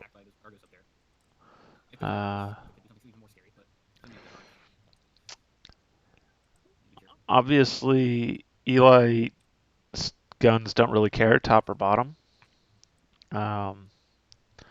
Armor-wise, the Atlas would prefer a target be above it rather than below it, but it doesn't super matter. Jupiter 2 and the Heracles, it doesn't matter to. They've got the same number of guns top and bottom. They've got the same amount of armor top and bottom. Well, Jupiter 2 might have more armor top than bottom, but I don't think it does. I think the real problem he's going to have is he's going to have missiles from above. He's going to have his fighters shut up. Let's see how... So a lot's going to depend. There's the debris mine, but it went not quite good enough. He needed to do that stripe that was so brilliantly done. And this is why I'm saying that Allectus did so brilliantly. This right here. This would have been good if it was already in place. It would have forced the Cylon squadrons to go around. Now that it's... But, did it tag any of them? No, it didn't. So, yeah, the way Allectus was able to use his debris mine there was brilliant. I like holding this one squadron back. I hope he uses it to tag that ARP that's off alone and vulnerable. This is where some focus fire on that one squadron would really be nice to see. Yes, he does have that going.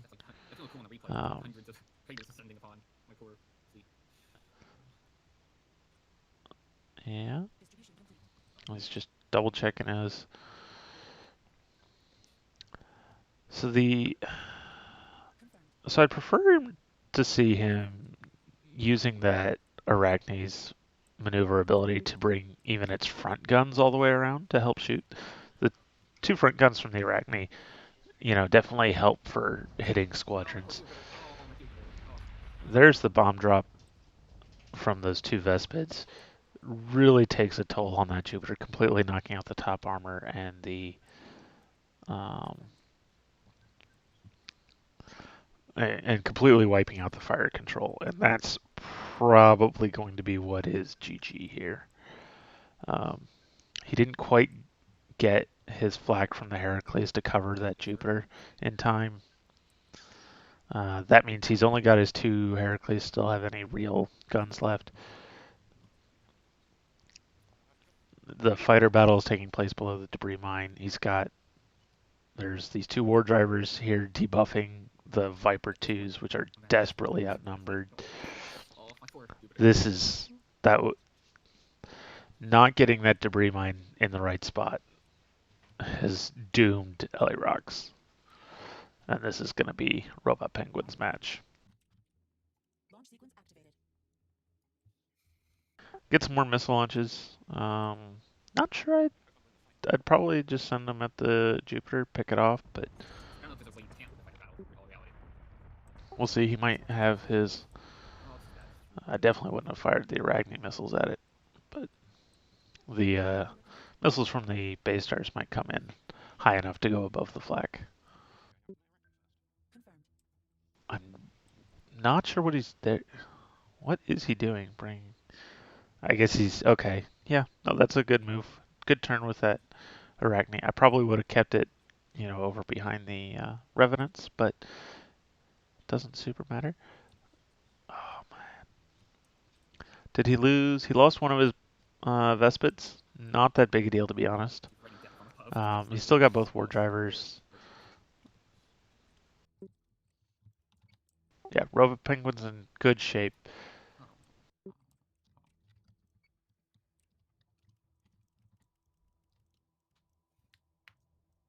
Target acquired. Yep, nice consolidated pile all the squadrons in. What's the invite code? Invite code for which thing? The Discord invite code is the official Battlestar Galactica Deadlock channel. You should just come on in. It's a public Discord. Say hi. The Twitch channel is my personal channel that I stream at normally when I don't get commissions to stream for Slytherin Group like they have generously been providing me. I very much appreciate that. They have been awesome. And I'm always happy to, get more Battlestar Galactica Deadlock. What is the Battlestar Galactica Deadlock equivalent of teabagging? Can you teabag dead Cylon warships? We don't really have a teabag equivalent, and I think I'm probably okay with that. But it's not like we never have fun with this. There's plenty of times. I really like how he's just got this one squadron that he's held back. It's a prototype squadron. It doesn't do all that much, but it's still enough to pose, a significant threat to support squadrons like the ARPs. But we still have plenty of times running, kind of more memey stuff. So yeah, Flak really took a number there on Flak and the debris mine. I guess he kind of I see your point. had his fighters forced to go up into that debris mine area. Oh, that's funny. Did some serious damage to him. But he's got one of the Heracles knocked out already. The Jupiter, of course, still can't fire at all. That leaves just the one Heracles. And that's really just not going to be good for him. Poor Jupiter. Alright. I did not bring enough fighters to this fighter. So, honestly, props to Robot Penguin for doing a really good job playing this, other than, letting his fighters get into that debris mine here.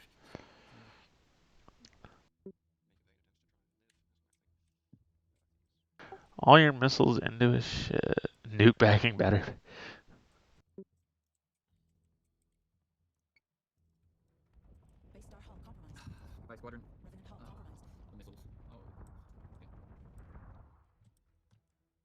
Oh. Elierox is doing a reasonably good job trying to use his flak to knock out as many Cylon fighters as possible.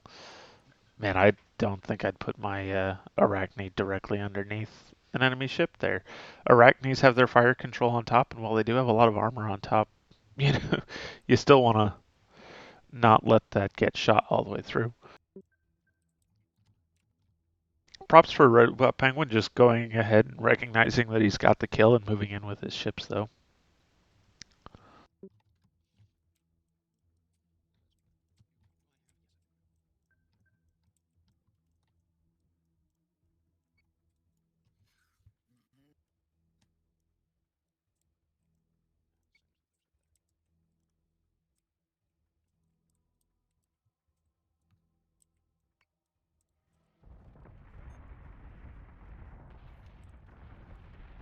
There goes the Heracles. This Jupiter will not have long to live. Calculating. Confirmed. Calculating.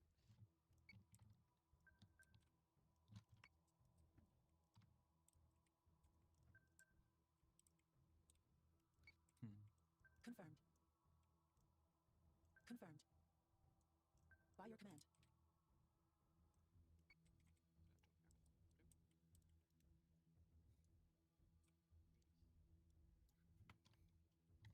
Well, it looks like he did manage to get another debris mine out.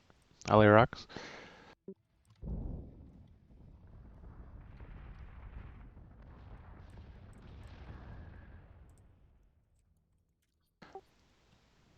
Confirmed. By your command. So now we're down to just kind of these two Atlas. We'll go ahead and skip forward a little bit here. This honestly isn't going to be any real challenge. The two Revenants alone could do it. Atlas only have two medium guns on bottom, so once the Revenants get directly below the Atlas, there's nothing they can do. And Atlas fire or engineering is on bottom. There's nothing. It's tech bay on the top of a Revenant, so it doesn't care if you shoot its top armor out. Really, Yeah. top damage goes to a Revenant. No surprise there. My mistake on not bringing enough fighters. I was hoping you would brought like a. Will I be streaming in a bit on my channel? If yes, what? Why didn't he ram into one of my ships earlier?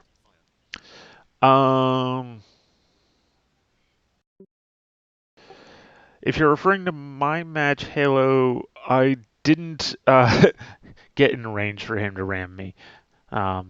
There was no reason for me to do so, and while I guess a Heracles has the front armor to go ahead and do a ram, the only thing the Heracles could have caught up to would have been the Jupiter or the Atlas, which would have been a really bad thing to ram into.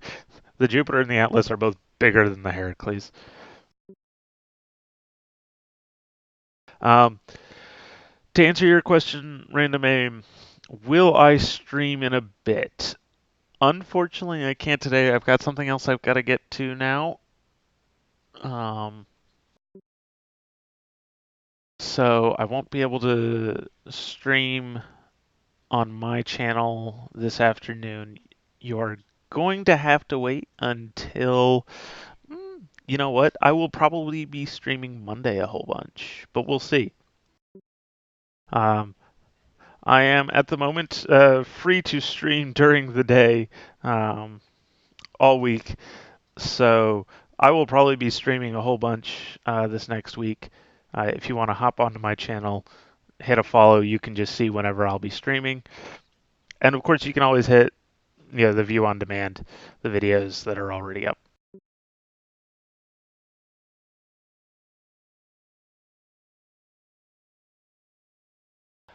We've got a few more minutes. Let's see if we can't grab.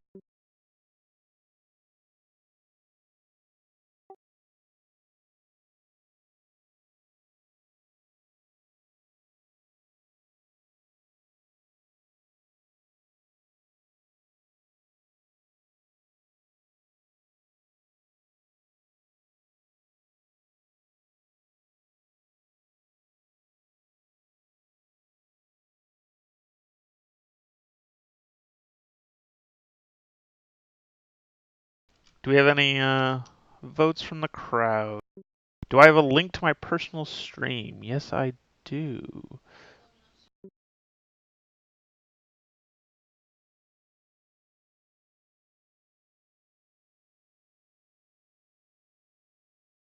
There's a link to my personal stream.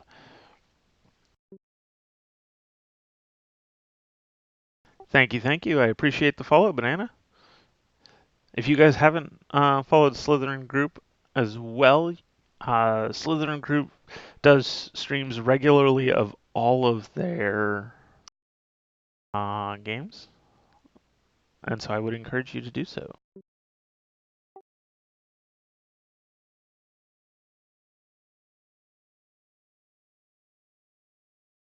Galactica versus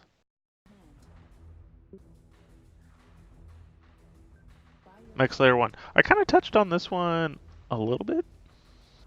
By your command. Can I give a link to the Discord one last time? Yes. Let me grab that for you guys here. Repair sequence Copy initiated. and paste. Okay, so this one, I kind of touched on this match a little bit in my stream because he does some things really well here. Mech Slayer 1 did some things really well here. Teacher Galactica did a pretty decent job, but he makes some mistakes. Let me make sure I turn that speed up. I did. Good. Distribution complete. So I don't like how he's moving the Argos up. Argos are excellent ships of attrition. They win based on attrition. You don't want to move them up. They're not aggressive. Well, they have lots of hit points to be able to soak a lot of hits. They don't have any guns, so it's not like they benefit much from being in range. They're carriers and missiles. Carriers and missiles are both long-range weapons. I don't like how Teacher Galactica moved this up. I also have to admit, he has kind of a weird mix. 2 Revenants and 2 Cerastes means he has kind of a lot of guns. But then he paid for the points of an Argos, which is a long-range ship. I don't really know how I feel about that. I think if I were him, I probably would have dropped the base star for another Cerberus, get a little more squadrons, and just let the Revenant play long range in case he, loses the fighter and gun battle. Mostly the gun battle. Gonna kind of skip forward a little bit here. So at this point, we see Mech Slayer's got 3 ships forward and 2 ships back each side. And I have to admit, I kind of helped Mech design this fleet. And we can't really see it from here, but if we were to count the squadrons, we'd see that this is 3 top and 4 bottom each side, denoting that it's either 2 base stars and 2 Serbs, or 2 Argos and 2 Serbs.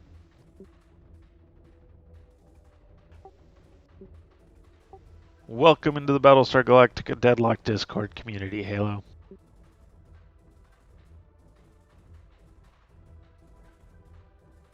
And then we see 2 more squadrons, which could be Talons, they could be Arachnes, they could be Phobos.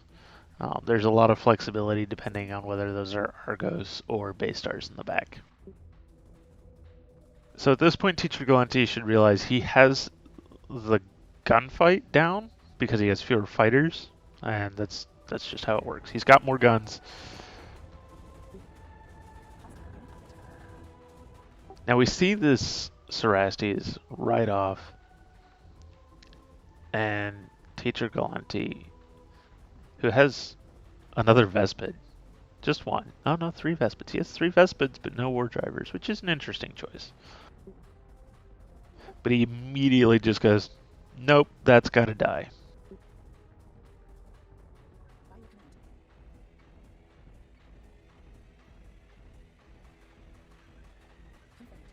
Confirmed. Confirmed. By your command.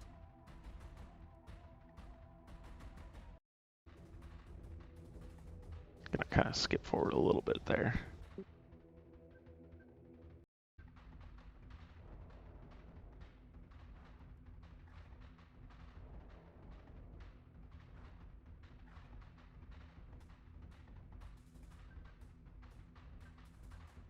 Calculating. Calculating. So given that he has the fighter, he doesn't have fighter advantage. He only has 7 to versus Mech Slayer's 2, 4, 10, 12 fighters. And he doesn't have any war drivers to help level that playing field any. He just has all of these guns. Nice job dodging those torpedoes. Nice job knocking out that Cerastes, just boom, right off. Knock it out. And he's continuing to push forward with his guns. Oh, but is he really going to pull them back now? Probably to try and save them from the missiles? Okay, good. He does decide to keep going forward instead.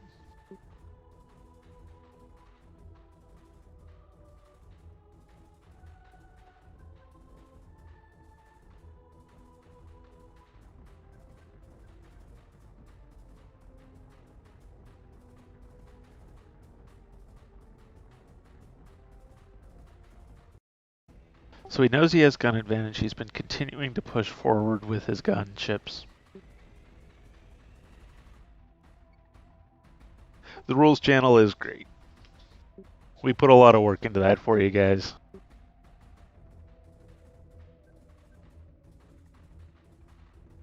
Well, the other moderators put a lot of work in. I put some work in.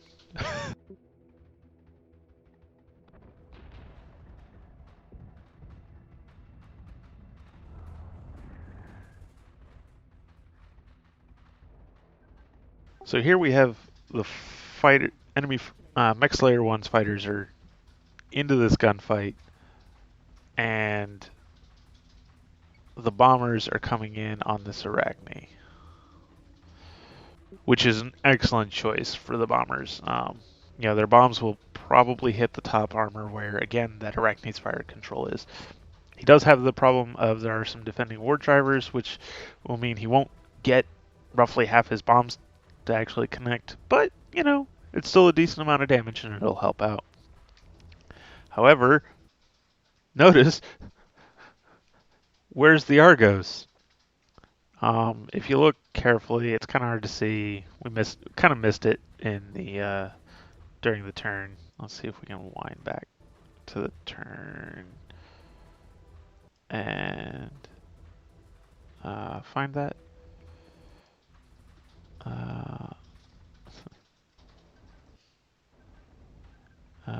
I think that was. Oh, we just missed it there. A few more seconds. Oh, still not enough. There, a little more. A little more. Oh my lord, how far back was this? Oh, okay. I guess it was last turn. And I forgot to highlight it. There we go. Oh no, still further back.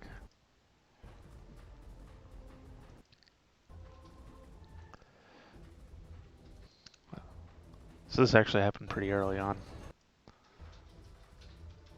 So, 2 on ID'd ships. Blink, it was a Phobos. Don't move forward with your Argos, people, please! We did. Did I dot the I's and cross the T's? No, that was the folks from Slytherin had that job. I just helped make sure. Just helped edit. So yeah, one of Mixlayer 1's ships was the Phobos. Jumped into Teacher Galante's Argos. Boom. Please don't move forward with your Argos, guys. Argos should only move forward when it's that one jump, that one FTL jump will get it over the top of a flak field. If you can't do it in one jump that turn, you should be jumping. You should be moving away.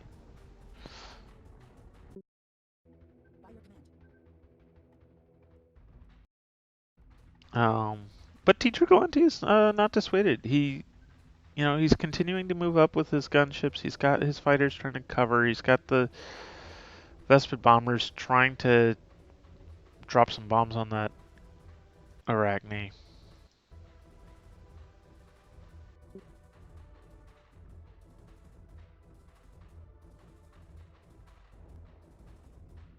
I'm not sure what he's doing right now.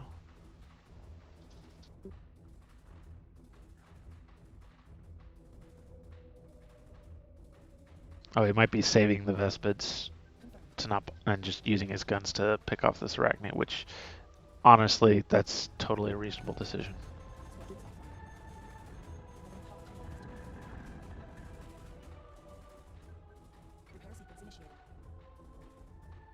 Yeah, continuing to advance with the guns. This guy has slipped past. I want. Yeah, there we go. Just send the recall. He's letting his fighters defend, shooting down those missiles. He's not going to win the fighter battle. Blocking the damage of the missiles is a pretty reasonable decision here. He's got to. It's more important to keep his capitals alive to close in with the enemy carriers.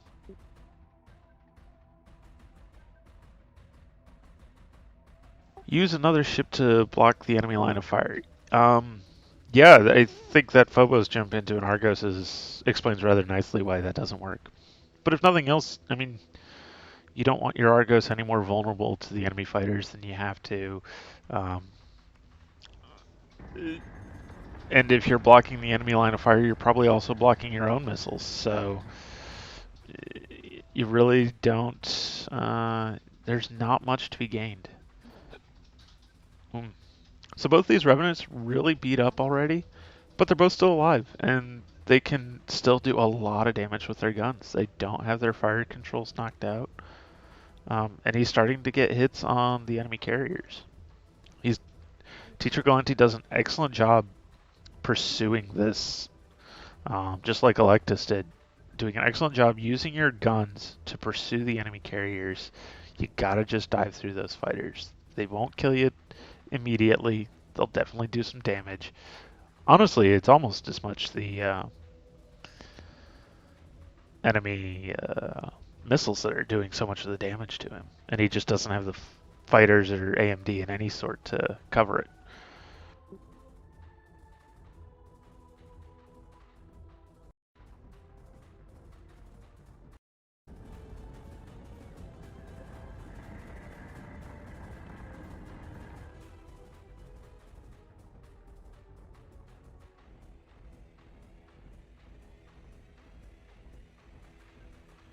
By your command.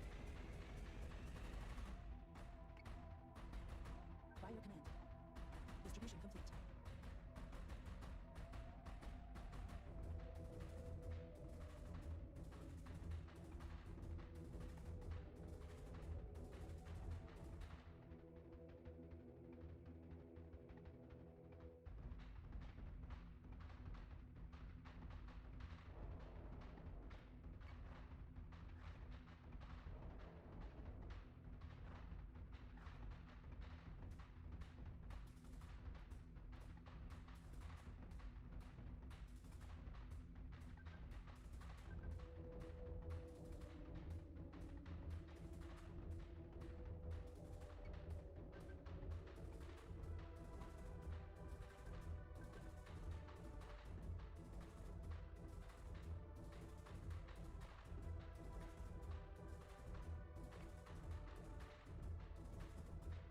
So this was honestly a pretty well played match by both players.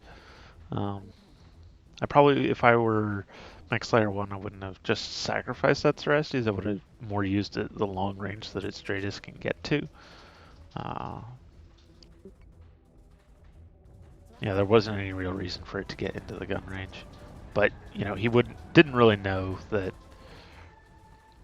the enemy Argos was going to be moving forward. So diving in does help make sure that you get those Stratus locks. Unfortunately, of course, you know, the continuing missile fire is just slowly eating away at the Revenants and now the Cerastes too, you can see. And it is just getting to be too much. Missiles do unfortunately counter guns. And with Teacher Galante not having the fighters to cover his gunships from the enemy missiles, because they're too busy trying to fend off the enemy fighters as long as possible. It's just not quite going to be enough. Calculating. But this really was a very close match.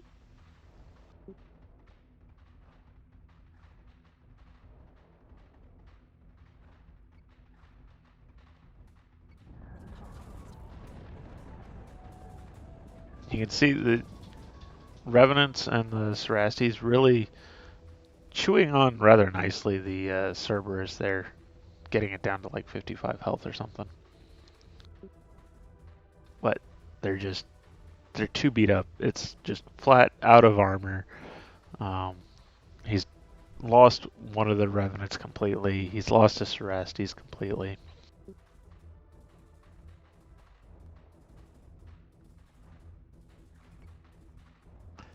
I mean, it's very nice that he's got his ship kind of in the middle, so that he's getting guns on both sides. But it is unfortunately just too little, too late.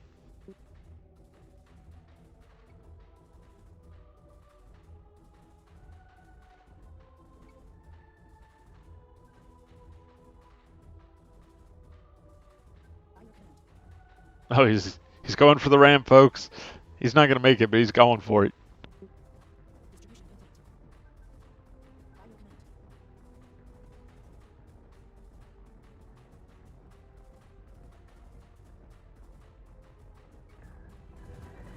Oh, does he make it? Does he make it? Oh, nope. Cerberus gets under him. It's very sad. But that does let him use what little armor he has left. He gets to use that bottom armor instead of the top, instead of his non-existent sides.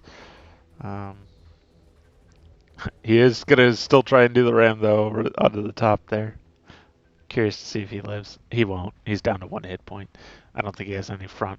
Battlestar scores 1 hit onto the front of that revenant, and it's done.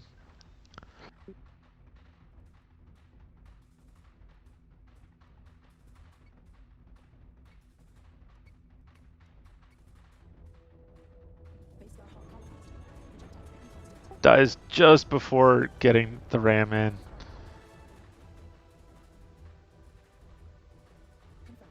I hope he's not going to even bother trying to ram. Is he going to try and ram that? I think he's got enough guns to just kill it. If he's got enough fire control anyway. He is getting pretty beat up on his fire control. He's going to... Yeah, I like. Rams are great, folks. Oh man, look at that squadron at 1.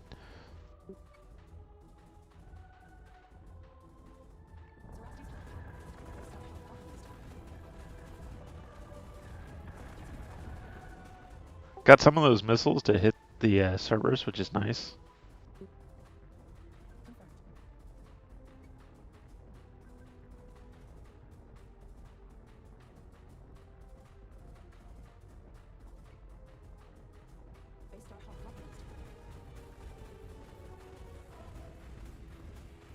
Oh, I probably would have fired those torpedoes at the, I don't know. I probably would have fired them at the Cerberus just to finish it off, but maybe not. Oh, don't fire AP missiles at that. Oh, man, that nail.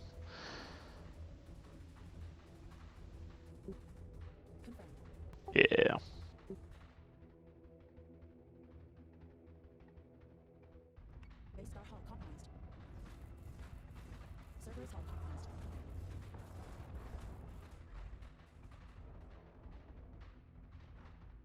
I don't know why he's bothering to repair the tech bay. When you repair Cylon subsystems, it forces some of your processor power into them, which he obviously doesn't need his tech bay to be powered at all. He already has IDs on all the enemy ships. I mean, I guess it gives him some firewall regeneration defense against the enemy war drivers, but actually the war drivers are all dead anyway. There we go. Did finally correct that Cerberus, but boom, that's the end of his own Battlestar and Cerberus that he had left. So thank you again very much everyone for coming in and joining us for this stream. Do appreciate having you all here. Should be streaming my next tournament match here as well once I can coordinate when that will be with my opponent. And of course I have to find out who my opponent will be first. I will be streaming on my channel during much of this week.